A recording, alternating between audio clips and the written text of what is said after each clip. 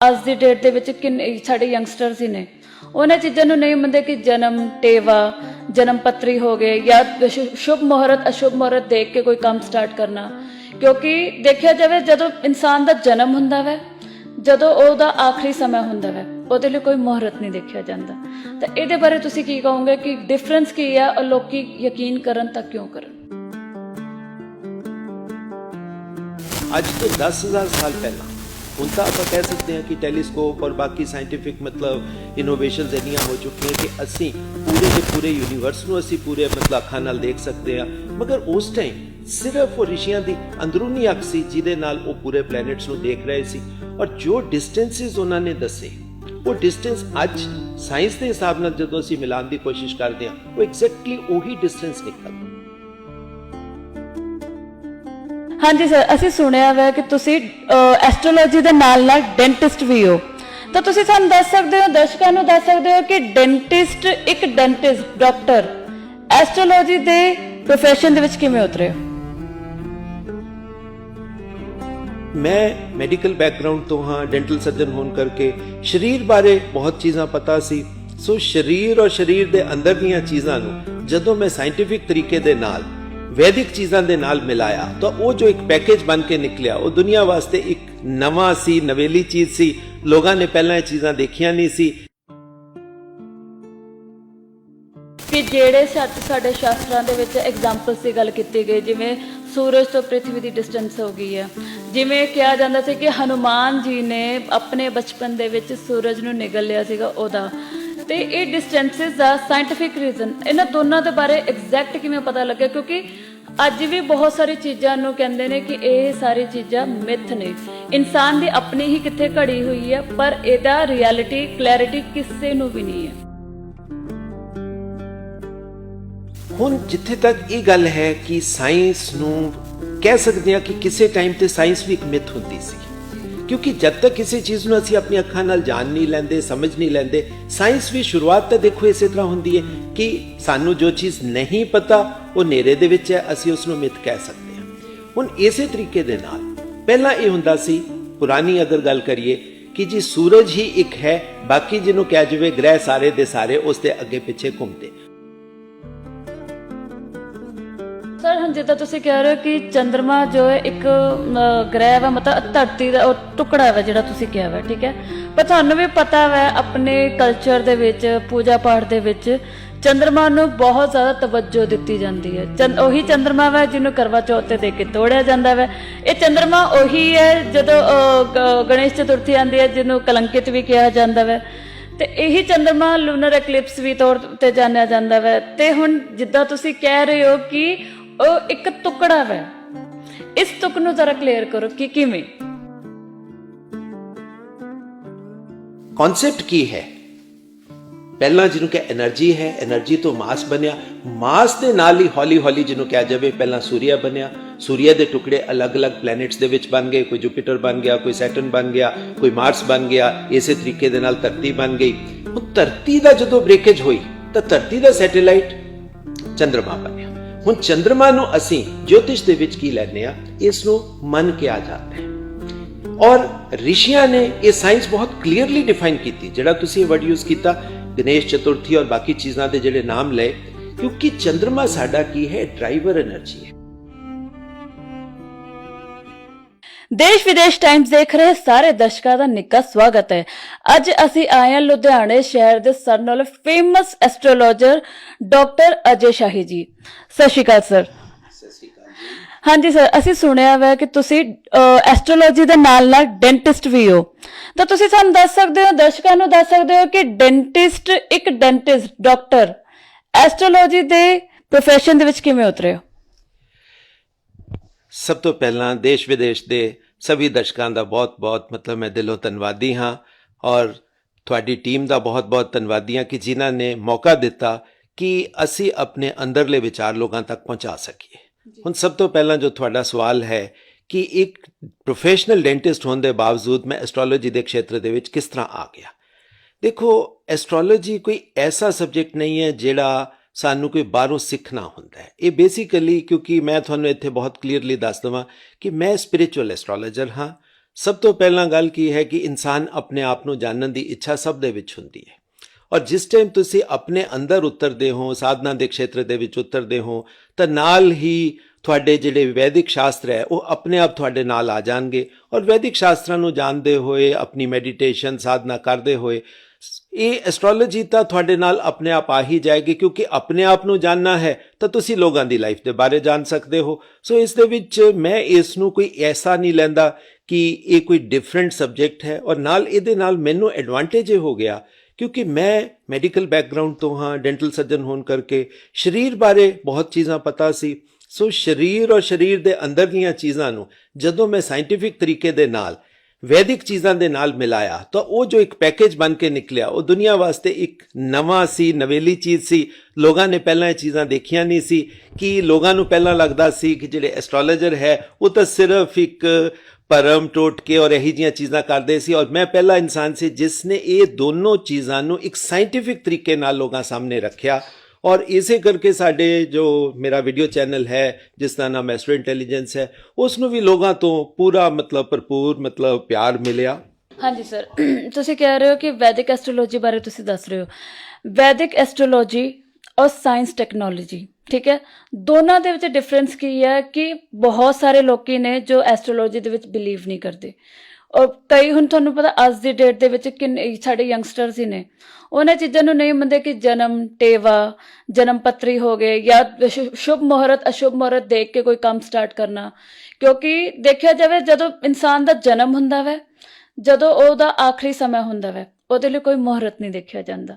ਤਾਂ ਇਹਦੇ ਬਾਰੇ ਤੁਸੀਂ ਕੀ ਕਹੋਗੇ ਕਿ ਡਿਫਰੈਂਸ ਕੀ ਆ ਔਰ ਲੋਕੀ ਯਕੀਨ ਕਰਨ ਤਾਂ ਕਿਉਂ ਕਰਨ? ਸਭ ਤੋਂ ਪਹਿਲਾਂ ਤੁਸੀਂ ਜੋ ਇਹ ਗੱਲ ਕੀਤੀ ਕਿ ਐਸਟ੍ਰੋਲੋਜੀ ਔਰ ਸਾਇੰਸ ਇਹ ਦੋ ਚੀਜ਼ਾਂ ਕਿਸ ਤਰ੍ਹਾਂ ਹੈ ਕਿ ਇਹਨਾਂ ਨੂੰ ਮੰਨਿਆ ਕਿਉਂਕਿ ਜਾਂਦਾ ਹੈ ਕਿ ਐਸਟ੍ਰੋਲੋਜੀ ਤਾਂ ਇੱਕ ਜੋਤਿਸ਼ ਦੇ ਇਹੀ ਜਿਹੀ ਚੀਜ਼ਾਂ ਹੈ ਜਿਹਦੇ ਵਿੱਚ ਮੇਨਲੀ ਮੁਹੂਰਤਾਂ ਦਾ ਕੰਮ ਹੁੰਦਾ। ਅੱਜ ਤੋਂ 10,000 ਸਾਲ ਪਹਿਲਾਂ, ਹੁਣ ਤਾਂ ਆਪਾਂ ਕਹਿ ਸਕਦੇ ਹਾਂ ਕਿ ਟੈਲੀਸਕੋਪ ਔਰ ਬਾਕੀ ਸਾਇੰਟੀਫਿਕ ਇਨੋਵੇਸ਼ਨਸ ਇੰਨੀਆਂ ਹੋ ਚੁੱਕੀਆਂ ਕਿ ਅਸੀਂ ਪੂਰੇ ਦੇ ਪੂਰੇ ਯੂਨੀਵਰਸ ਨੂੰ ਅਸੀਂ ਪੂਰੇ ਅੱਖਾਂ ਨਾਲ ਦੇਖ ਸਕਦੇ ਹਾਂ। ਮਗਰ ਉਸ ਟਾਈਮ ਸਿਰਫ ਉਹ ਰਿਸ਼ੀਆਂ ਦੀ ਅੰਦਰੂਨੀ ਅੱਖ ਸੀ ਜਿਹਦੇ ਨਾਲ ਉਹ ਪੂਰੇ ਪਲੈਨਟਸ ਨੂੰ ਦੇਖ ਰਹੇ ਸੀ, ਔਰ ਜੋ ਡਿਸਟੈਂਸਿਸ ਉਹਨਾਂ ਨੇ ਦੱਸੇ ਉਹ ਡਿਸਟੈਂਸ ਅੱਜ ਸਾਇੰਸ ਦੇ ਹਿਸਾਬ ਨਾਲ ਜਦੋਂ ਅਸੀਂ ਮਿਲਾਉਣ ਦੀ ਕੋਸ਼ਿਸ਼ ਕਰਦੇ ਹਾਂ ਉਹ ਐਗਜ਼ੈਕਟਲੀ ਉਹੀ ਡਿਸਟੈਂਸ ਨਿਕਲਦਾ ਹੈ। ਸਰ, ਜਿੱਦਾਂ ਤੁਸੀਂ ਡਿਸਟੈਂਸਿਸ ਦੀ ਗੱਲ ਕੀਤੀ ਹੈ, ਇਹਦਾ ਕੋਈ ਐਗਜ਼ਾਮਪਲ ਹੈ ਕਿ ਜਿਹੜੇ ਸਾਡੇ ਸ਼ਾਸਤਰਾਂ ਦੇ ਵਿੱਚ ਐਗਜ਼ਾਮਪਲਸ ਦੀ ਗੱਲ ਕੀਤੀ ਗਈ, ਜਿਵੇਂ ਸੂਰਜ ਤੋਂ ਪ੍ਰਿਥਵੀ ਦੀ ਡਿਸਟੈਂਸ ਹੋ ਗਈ ਆ, ਜਿਵੇਂ ਕਿਹਾ ਜਾਂਦਾ ਸੀ ਕਿ ਹਨੂਮਾਨ ਜੀ ਨੇ ਆਪਣੇ ਬਚਪਨ ਦੇ ਵਿੱਚ ਸੂਰਜ ਨੂੰ ਨਿਗਲ ਲਿਆ ਸੀਗਾ ਉਹਦਾ। ਤੇ ਇਹ ਡਿਸਟੈਂਸਿਸ ਦਾ ਸਾਇੰਟੀਫਿਕ ਰੀਜ਼ਨ ਇਹਨਾਂ ਦੋਨਾਂ ਦੇ ਬਾਰੇ ਐਗਜ਼ੈਕਟ ਕਿਵੇਂ ਪਤਾ ਲੱਗਿਆ? ਕਿਉਂਕਿ ਅੱਜ ਵੀ ਬਹੁਤ ਸਾਰੀ ਚੀਜ਼ਾਂ ਨੂੰ ਕਹਿੰਦੇ ਨੇ ਕਿ ਇਹ ਸਾਰੀ ਚੀਜ਼ਾਂ ਮਿਥ ਨੇ, ਇਨਸਾਨ ਦੀ ਆਪਣੀ ਹੀ ਕਿੱਥੇ ਘੜੀ ਹੋਈ ਹੈ, ਪਰ ਇਹਦਾ ਰਿਐਲਿਟੀ ਕਲੈਰਿਟੀ ਕਿਸੇ ਨੂੰ ਵੀ ਨਹੀਂ ਹੈ। ਇਹਦੇ ਬਾਰੇ ਹੁਣ ਜਿੱਥੇ ਤੱਕ ਇਹ ਗੱਲ ਹੈ ਕਿ ਸਾਇੰਸ ਨੂੰ ਕਹਿ ਸਕਦੇ ਹਾਂ ਕਿ ਕਿਸੇ ਟਾਈਮ ਤੇ ਸਾਇੰਸ ਵੀ ਇੱਕ ਮਿਥ ਹੁੰਦੀ ਸੀ, ਕਿਉਂਕਿ ਜਦ ਤੱਕ ਕਿਸੇ ਚੀਜ਼ ਨੂੰ ਅਸੀਂ ਆਪਣੀ ਅੱਖਾਂ ਨਾਲ ਜਾਣ ਨਹੀਂ ਲੈਂਦੇ, ਸਮਝ ਨਹੀਂ ਲੈਂਦੇ, ਸਾਇੰਸ ਵੀ ਸ਼ੁਰੂਆਤ ਤਾਂ ਦੇਖੋ ਇਸੇ ਤਰ੍ਹਾਂ ਹੁੰਦੀ ਹੈ ਕਿ ਸਾਨੂੰ ਜੋ ਚੀਜ਼ ਨਹੀਂ ਪਤਾ ਉਹ ਹਨੇਰੇ ਦੇ ਵਿੱਚ ਹੈ, ਅਸੀਂ ਉਸ ਨੂੰ ਮਿਥ ਕਹਿ ਸਕਦੇ ਹਾਂ। ਹੁਣ ਇਸੇ ਤਰੀਕੇ ਦੇ ਨਾਲ ਪਹਿਲਾਂ ਇਹ ਹੁੰਦਾ ਸੀ, ਪੁਰਾਣੀ ਅਗਰ ਗੱਲ ਕਰੀਏ ਕਿ ਜੀ ਸੂਰਜ ਹੀ ਇੱਕ ਹੈ, ਬਾਕੀ ਜਿਹਨੂੰ ਕਹਿ ਜਾਵੇ ਗ੍ਰਹਿ ਸਾਰੇ ਦੇ ਸਾਰੇ ਉਸ ਦੇ ਅੱਗੇ ਪਿੱਛੇ ਘੁੰਮਦੇ। ਹੌਲੀ ਹੌਲੀ ਸਾਨੂੰ ਇਹ ਪਤਾ ਲੱਗ ਗਿਆ ਸਾਡੀ ਧਰਤੀ ਵੀ ਘੁੰਮਦੀ ਹੈ, ਸਾਡੀ ਧਰਤੀ ਗੋਲ ਹੈ, ਸਭ ਜਿਹਨੂੰ ਕਹਿ ਜਾਵੇ ਸਾਰਾ ਇਹ ਗ੍ਰੈਵੀਟੇਸ਼ਨਲ ਪੁੱਲ ਦੇ ਨਾਲ ਸਾਰੇ ਪਲੈਨਟਸ ਇੱਕ ਦੂਸਰੇ ਦੇ ਨਾਲ, ਇਹ ਪੂਰਾ ਯੂਨੀਵਰਸ ਇਸੇ ਤਰੀਕੇ ਦੇ ਨਾਲ ਬਣਿਆ ਹੋਇਆ ਹੈ। ਔਰ ਇਹ ਚੀਜ਼ਾਂ ਆਲਮੋਸਟ 10,000 ਸਾਲ ਪਹਿਲਾਂ ਇੱਕ ਗ੍ਰੰਥ ਕਿਸੇ ਰਿਸ਼ੀ ਨੇ ਲਿਖਿਆ ਸੀ ਜਿਸ ਦਾ ਨਾਮ ਸੀ ਸੂਰਿਆ ਸਿਧਾਂਤ। ਹਾਂ, ਸੂਰਿਆ ਸਿਧਾਂਤ ਜੋ ਇੱਕ ਗ੍ਰੰਥ ਹੈ, ਉਸ ਦੇ ਵਿੱਚ ਜਿਹੜੀ ਤੁਸੀਂ ਡਿਸਟੈਂਸ ਦੀ ਗੱਲ ਕੀਤੀ, ਇਹ ਡਿਸਟੈਂਸ ਬਿਲਕੁਲ ਐਗਜ਼ੈਕਟ ਮੇਜਰਡ ਡਿਸਟੈਂਸਿਸ ਹੈ ਉਸ ਦੇ ਵਿੱਚ। ਔਰ ਅੱਜ ਤਾਂ ਹੁਣ ਅਸੀਂ ਬਿਲਕੁਲ ਕਲੀਅਰਲੀ ਮੈਨੇਜ ਕਰ ਸਕਦੇ ਹੈਗੇ ਕਿ ਕਿਉਂਕਿ ਉਸ ਨੂੰ ਕੀਤਾ ਜਾਂਦਾ ਹੈ ਇਹ ਲਾਈਟ ਦੇ ਨਾਲ, ਔਰ ਇਹ ਜੋ ਲਾਈਟ ਦਾ ਪ੍ਰਿੰਸੀਪਲ ਹੈ, ਟੋਟਲ ਡਿਸਟੈਂਸ ਦੀ ਜਿਹੜੀ ਮੈਪਿੰਗ ਹੈ ਇਹ ਲਾਈਟ ਦੇ ਨਾਲ ਹੁੰਦੀ ਹੈ। ਔਰ ਸਾਡਾ ਇਹ ਜਿਹੜਾ ਵਰਡ ਤੁਸੀਂ ਯੂਜ਼ ਕਰਦੇ ਹੋ ਨਾ ਐਸਟ੍ਰੋਲੋਜੀ, ਇਹ ਐਕਚੁਅਲੀ ਗਲਤ ਵਰਡ ਹੈ ਕਿਉਂਕਿ ਇੰਗਲਿਸ਼ ਵਰਡ ਹੈ, ਮਗਰ ਐਕਚੁਅਲ ਵਰਡ ਸੀ ज्योतिष। ज्योतिष ਕੀ ਹੈ? ਇਹ ज्योति यानी कि ਲਾਈਟ। ਇਹ ਟੋਟਲ ਲਾਈਟ ਦੀ ਸਾਇੰਸ ਹੈ ਕਿ ਸੂਰਜ ਤੋਂ ਧਰਤੀ ਤੱਕ ਪਹੁੰਚਣ ਨੂੰ ਇੰਨੇ ਮਿੰਟ ਦੇ ਵਿੱਚ ਲਾਈਟ ਪਹੁੰਚੇਗੀ, ਸੂਰਜ ਦੀ ਲਾਈਟ ਹੀ ਚੰਦਰਮਾ ਦੇ ਵਿੱਚ ਜਾਏਗੀ, ਸੂਰਜ ਦੀ ਹੀ ਲਾਈਟ ਬਾਕੀ ਗ੍ਰਹਿਾਂ ਦੇ ਵਿੱਚ ਜਾਏਗੀ, ਔਰ ਉਹ ਜਿਹੜੀ ਲਾਈਟ ਐਬਜ਼ੌਰਬ ਕਰ ਲਿੱਤੀ ਜਾਏਗੀ ਉਹ ਵਾਪਸ ਦੁਬਾਰਾ ਫਿਰ ਧਰਤੀ ਦੇ ਉੱਤੇ ਆ ਕੇ ਉਹਦੇ ਉੱਤੇ ਪ੍ਰਭਾਵ ਪਾਏਗੀ। ਹੁਣ ਇਹ ਚੀਜ਼ ਨੂੰ ਅਗਰ ਅਸੀਂ ਸਾਇੰਟੀਫਿਕਲੀ ਦੇਖਣ ਦੀ ਕੋਸ਼ਿਸ਼ ਕਰੀਏ, ਦੇਖੋ ਅਸੀਂ ਧਰਤੀ ਤੇ ਰਹਿ ਰਹੇ ਹਾਂ, ਧਰਤੀ ਦੇ ਉੱਤੇ ਰਹਿੰਦੇ ਆ, ਅਸੀਂ ਸੂਰਜ ਨੂੰ ਦੇਖਦੇ ਆ, ਸਾਨੂੰ ਸੂਰਜ ਦੂਰ ਦਿਖਾਈ ਦਿੰਦਾ ਹੈ। ਸੂਰਜ ਦੇ ਦਰਮਿਆਨ ਦੇ ਵਿੱਚ ਪਲੈਨਟਸ ਵਿੱਚ ਆ ਜਾਂਦੇ ਆ। ਅਗਰ ਅਸੀਂ ਇਹੀ ਮੈਪਿੰਗ ਬਾਹਰੋਂ ਯੂਨੀਵਰਸ ਤੋਂ ਕਰੀਏ ਤਾਂ ਸਾਨੂੰ ਇਹ ਉਲਟੀ ਮੈਪਿੰਗ ਕਿਸ ਤਰ੍ਹਾਂ ਦਿਖੇਗੀ? ਤਾਂ ਪਹਿਲਾਂ ਸੂਰਜ ਆ ਜਾਏਗਾ, ਸੂਰਜ ਤੋਂ ਬਾਅਦ ਬਾਕੀ ਪਲੈਨਟਸ ਆ ਜਾਣਗੇ, ਪਲੈਨਟਸ ਤੋਂ ਬਾਅਦ ਧਰਤੀ ਆ ਜਾਏਗੀ। ਔਰ ਸਾਡਾ ਹੈਰਾਨੀ ਤੁਸੀਂ ਮੰਨੋਗੇ, ਇਹ ਜਿਹੜਾ ਐਸਟ੍ਰੋਲੋਜੀਕਲ ਚਾਰਟ ਹੁੰਦਾ ਹੈ, ਇਹ ਐਕਚੁਅਲੀ ਜ਼ੂਮ ਇਨ ਪ੍ਰੋਸੈਸ ਹੈ ਅਗਰ ਅਸੀਂ ਯੂਨੀਵਰਸ ਤੋਂ ਕਿਸੇ ਨੂੰ ਦੇਖਦੇ ਹਾਂ। ਸੋ ਕਿਸੇ ਵੀ ਬੱਚੇ ਦਾ ਜਦੋਂ ਜਨਮ ਹੁੰਦਾ ਹੈ ਤਾਂ ਇੱਕ ਪਰਟੀਕੂਲਰ ਪਲੇਸਮੈਂਟਸ ਬਣਦੀ ਹੈ ਕਿ ਕੋਈ ਵੀ ਗ੍ਰਹਿ ਕਿਸ ਜਗ੍ਹਾ ਦੇ ਉੱਤੇ ਸੀ, ਕਿੰਨੇ ਡਿਗਰੀ ਦੇ ਉੱਤੇ ਸੀ, ਕਿੰਨੇ ਡਿਸਟੈਂਸ ਦੇ ਉੱਤੇ ਸੀ। ਸੋ ਇਹ ਕੋਈ ਮਿਥ ਨਹੀਂ ਹੈ, ਇਹ 100% ਸਾਇੰਸ ਹੈ ਕਿ ਜਿਸ ਦੇ ਵਿੱਚ ਅਸੀਂ ਐਗਜ਼ੈਕਟ ਡਿਗਰੀਜ਼ ਮੇਜ਼ਰ ਕਰਦੇ ਹਾਂ ਕਿ ਜੀ ਬੱਚੇ ਦਾ ਜਦੋਂ ਜਨਮ ਹੋਇਆ ਕਿ ਉਹ ਪਲੈਨਟ ਉੱਥੇ ਸੀ। ਹੁਣ ਇਹ ਪਲੈਨਟਸ ਦੇ ਬਾਰੇ ਅਗਰ ਅਸੀਂ ਗੱਲ ਕਰੀਏ, ਹੁਣ ਪਲੈਨਟਸ ਤਾਂ ਦੇਖੋ ਇੱਕ ਜਿਸ ਤਰ੍ਹਾਂ ਸੂਰਜ ਇੱਕ ਅਸੀਂ ਕਹਿੰਦੇ ਹਾਂ ਤਾਰਾ ਹੈ, ਪਲੈਨਟਸ ਜਿਹੜੇ ਹੈਗੇ ਇੱਕ ਗ੍ਰਹਿ ਹੈਗੇ। ਹੁਣ ਧਰਤੀ ਸਾਡਾ ਗ੍ਰਹਿ ਹੈ, ਮਗਰ ਚੰਦਰਮਾ ਸਾਡਾ ਗ੍ਰਹਿ ਨਹੀਂ ਹੈ। ਚੰਦਰਮਾ ਸਾਡੀ ਧਰਤੀ ਦਾ ਸੈਟੇਲਾਈਟ ਹੈ। ਹੁਣ ਇਹ ਜਿਹੜੀ ਸੈਟੇਲਾਈਟ ਹੈ ਸਰ, ਧਰਤੀ ਦਾ ਸੈਟੇਲਾਈਟ, ਧਰਤੀ ਦਾ ਸੈਟੇਲਾਈਟ ਹੈ। ਉਹ ਕਿਵੇਂ? ਕਿਉਂਕਿ ਇਹ ਪੂਰਾ ਗ੍ਰਹਿ ਨਹੀਂ ਹੈ, ਇਹ ਧਰਤੀ ਦਾ ਹੀ ਟੁਕੜਾ ਹੈ। ਜਿਸ ਨੂੰ ਅਸੀਂ ਮਤਲਬ ਕਹੀਏ ਕਿ ਧਰਤੀ ਦੇ ਵਿੱਚੋਂ ਹੀ ਟੁਕੜਾ ਇੱਕ ਟੁੱਟ ਕੇ ਅਲੱਗ ਹੋਇਆ, ਤਾਂ ਹੀ ਜਿਹਨੂੰ ਕਹਿ ਜਾਵੇ ਇਸ ਦਾ ਧਰਤੀ ਦੇ ਨਾਲ ਝੁਕਾਵ ਜ਼ਿਆਦਾ ਔਰ ਧਰਤੀ ਦੇ ਸਭ ਤੋਂ ਕਰੀਬ ਹੈ। ਪਰ ਸਰ ਹੁਣ ਜਿੱਦਾਂ ਤੁਸੀਂ ਕਹਿ ਰਹੇ ਹੋ ਕਿ ਚੰਦਰਮਾ ਜੋ ਹੈ ਇੱਕ ਗ੍ਰਹਿ ਵਾ, ਮਤਲਬ ਧਰਤੀ ਦਾ ਉਹ ਟੁਕੜਾ ਵਾ ਜਿਹੜਾ ਤੁਸੀਂ ਕਿਹਾ ਵਾ, ਠੀਕ ਹੈ। ਪਰ ਤੁਹਾਨੂੰ ਵੀ ਪਤਾ ਵਾ ਆਪਣੇ ਕਲਚਰ ਦੇ ਵਿੱਚ, ਪੂਜਾ ਪਾਠ ਦੇ ਵਿੱਚ ਚੰਦਰਮਾ ਨੂੰ ਬਹੁਤ ਜ਼ਿਆਦਾ ਤਵੱਜੋ ਦਿੱਤੀ ਜਾਂਦੀ ਹੈ। ਉਹੀ ਚੰਦਰਮਾ ਵਾ ਜਿਹਨੂੰ ਕਰਵਾ ਚੌਥ ਤੇ ਦੇ ਕੇ ਤੋੜਿਆ ਜਾਂਦਾ ਵਾ। ਇਹ ਚੰਦਰਮਾ ਉਹੀ ਹੈ ਜਦੋਂ ਗਣੇਸ਼ ਚਤੁਰਥੀ ਆਉਂਦੀ ਹੈ ਜਿਹਨੂੰ ਕਲੰਕਿਤ ਵੀ ਕਿਹਾ ਜਾਂਦਾ ਵਾ, ਤੇ ਇਹੀ ਚੰਦਰਮਾ ਲੂਨਰ ਐਕਲਿਪਸ ਵੀ ਤੌਰ ਤੇ ਜਾਣਿਆ ਜਾਂਦਾ ਵਾ। ਤੇ ਹੁਣ ਜਿੱਦਾਂ ਤੁਸੀਂ ਕਹਿ ਰਹੇ ਹੋ ਕਿ ਉਹ ਇੱਕ ਟੁਕੜਾ ਵਾ, ਇਸ ਤੁਕ ਨੂੰ ਜ਼ਰਾ ਕਲੀਅਰ ਕਰੋ ਕਿ ਕਿਵੇਂ। ਹੁਣ ਦੇਖੋ ਪੂਰੀ ਦੁਨੀਆ ਕਿਸ ਤਰ੍ਹਾਂ ਬਣੀ। ਅਗਰ ਆਪਾਂ ਪੁਰਾਣੀ ਗੱਲ ਕਰੀਏ, ਦੇਖੋ ਸ਼ੁਰੂ ਦੇ ਵਿੱਚ ਦੁਨੀਆ ਨਾਮ ਦੀ ਕੋਈ ਚੀਜ਼ ਨਹੀਂ ਸੀ। ਇਹ ਯੂਨੀਵਰਸ ਕ੍ਰੀਏਟ ਕਿਸ ਤਰ੍ਹਾਂ ਹੋਇਆ? ਪਹਿਲਾਂ એનર્ਜੀ ਦੇ ਫਾਰਮ ਦੇ ਵਿੱਚ, એનર્ਜੀ ਲੇਟੈਂਟ ਫੇਜ਼ ਦੇ ਵਿੱਚ ਪਈ ਸੀ, ਉਸ ਦੇ ਵਿੱਚ ਕੁਝ ਨਹੀਂ ਸੀ। ਲੇਟੈਂਟ ਫੇਜ਼ ਦੇ ਵਿੱਚ ਪਈ ਸੀ ਤੇ ਜਿਸ ਟਾਈਮ ਉਸ એનર્ਜੀ ਦੀ ਐਕਟੀਵੇਸ਼ਨ ਹੋਈ, ਜਿਸ ਨੂੰ ਆਪਾਂ ਬਿਗ ਬੈਂਗ ਥਿਉਰੀ ਕਹਿ ਦਿੰਦੇ ਆ, ਉਹ ਬਿਗ ਬੈਂਗ ਥਿਉਰੀ ਦੇ ਨਾਲ ਕੀ ਹੋਇਆ? ਇਹ ਜਿਹੜੀ ਸਾਊਂਡ ਹੈ, ਦੇਖੋ ਸਭ ਤੋਂ ਪਹਿਲਾਂ એનર્ਜੀ ਸਾਊਂਡ ਦੇ ਵਿੱਚ ਕ੍ਰੀਏਟ ਹੁੰਦੀ ਹੈ। ਤਾਂ ਹੀ ਉਹ ਜਿਹੜਾ ਪੁਰਾਣਾ ਵਰਡ ਕਿਹਾ ਜਾਂਦਾ, ਹੁਣ ਅੱਜ ਕੱਲ੍ਹ ਗੱਲ ਕੀਤੀ ਜਾਂਦੀ ਹੈ ਕਿ ਓਮ ਸਭ ਤੋਂ ਪੁਰਾਣਾ ਵਰਡ ਹੈ। ਐਕਚੁਅਲੀ ਹੁਣ ਤੁਸੀਂ ਦੇਖੋ ਇਹ ਜਿਹੜੀ ਲੈਂਗੁਏਜ ਹੈ, ਲੈਂਗੁਏਜ ਆਪਾਂ ਨਹੀਂ ਬਣਾਈ। ਵਰਡਸ ਜਿਹੜੇ ਹੈਗੇ ਹੈ, ਠੀਕ ਹੈ, ਬਣਾਏ ਇਨਸਾਨਾਂ ਨੇ, ਮਗਰ ਪੁਰਾਣੇ ਟਾਈਮ ਤੋਂ ਚੱਲੇ ਆ ਰਹੇ। ਮਗਰ ਹੁਣ ਪਲੈਨਟਸ ਜਾਂ ਸੂਰਿਆ ਦੀ ਤਾਂ ਜਿਹੜੀ ਆਵਾਜ਼ ਹੈ, ਕੋਈ ਇਹ ਵਰਡਸ ਦੇ ਵਿੱਚ ਤਾਂ ਹੈ ਨਹੀਂ। ਉਹ ਤਾਂ ਜਿਹਨੂੰ ਕਹਿ ਜੇ ਘੁੰਮਣ ਦੀ ਜੋ ਆਵਾਜ਼ ਆਏਗੀ ਉਹੀ ਇੱਕ ਆਵਾਜ਼ ਹੈ। ਮਗਰ ਉਹ ਆਵਾਜ਼ ਨੂੰ ਹੀ ਜਿਹਨੂੰ ਕਹਿ ਜੇ ਅਗਰ ਤੁਸੀਂ ਕੈਚ ਕਰੋ ਤਾਂ ਤੁਹਾਨੂੰ ਜਿਹਨੂੰ ਕਹਿ ਇਹ ਵਰਡਸ ਸੁਣਨ ਨੂੰ ਮਿਲ ਜਾਣਗੇ। ਇਹ ਬੇਸਿਕਲੀ ਕਨਸੈਪਟ ਕੀ ਹੈ? ਪਹਿਲਾਂ ਜਿਹਨੂੰ ਕਿ એનર્ਜੀ ਹੈ, એનર્ਜੀ ਤੋਂ ਮਾਸ ਬਣਿਆ, ਮਾਸ ਦੇ ਨਾਲ ਹੀ ਹੌਲੀ ਹੌਲੀ ਜਿਹਨੂੰ ਕਿਹਾ ਜਾਵੇ ਪਹਿਲਾਂ ਸੂਰਿਆ ਬਣਿਆ, ਸੂਰਿਆ ਦੇ ਟੁਕੜੇ ਅਲੱਗ-ਅਲੱਗ ਪਲੈਨਟਸ ਦੇ ਵਿੱਚ ਬਣ ਗਏ, ਕੋਈ ਜੁਪੀਟਰ ਬਣ ਗਿਆ, ਕੋਈ ਸੈਟਰਨ ਬਣ ਗਿਆ, ਕੋਈ ਮਾਰਸ ਬਣ ਗਿਆ, ਇਸੇ ਤਰੀਕੇ ਦੇ ਨਾਲ ਧਰਤੀ ਬਣ ਗਈ। ਹੁਣ ਧਰਤੀ ਦਾ ਜਦੋਂ ਬ੍ਰੇਕੇਜ ਹੋਈ ਤਾਂ ਧਰਤੀ ਦਾ ਸੈਟੇਲਾਈਟ ਚੰਦਰਮਾ ਬਣਿਆ। ਹੁਣ ਚੰਦਰਮਾ ਨੂੰ ਅਸੀਂ ਜੋਤਿਸ਼ ਦੇ ਵਿੱਚ ਕੀ ਲੈਂਦੇ ਆ? ਇਸ ਨੂੰ ਮਨ ਕਿਹਾ ਜਾਂਦਾ ਹੈ। ਔਰ ਰਿਸ਼ੀਆਂ ਨੇ ਇਹ ਸਾਇੰਸ ਬਹੁਤ ਕਲੀਅਰਲੀ ਡਿਫਾਈਨ ਕੀਤੀ। ਜਿਹੜਾ ਤੁਸੀਂ ਇਹ ਵਰਡ ਯੂਜ਼ ਕੀਤਾ ਗਣੇਸ਼ ਚਤੁਰਥੀ ਔਰ ਬਾਕੀ ਚੀਜ਼ਾਂ ਦੇ ਜਿਹੜੇ ਨਾਮ ਲਏ, ਕਿਉਂਕਿ ਚੰਦਰਮਾ ਸਾਡਾ ਕੀ ਹੈ? ਡਰਾਈਵਰ એનર્ਜੀ ਹੈ। ਚੰਦਰਮਾ ਸਾਡੇ ਜੀਵਨ, ਹਾਂ, ਡਰਾਈਵਰ એનર્ਜੀ ਕਿਵੇਂ? ਹਾਂ, ਇਹ ਸਾਡੇ ਜੀਵਨ ਨੂੰ ਚਲਾਉਣ ਵਾਲਾ ਉਹ ਹੈ। ਕਿਉਂਕਿ ਸਾਡਾ ਜਿਹੜਾ ਜੀਵਨ ਹੈ, ਦੇਖੋ ਜੀਵਨ ਕੀ ਹੈ?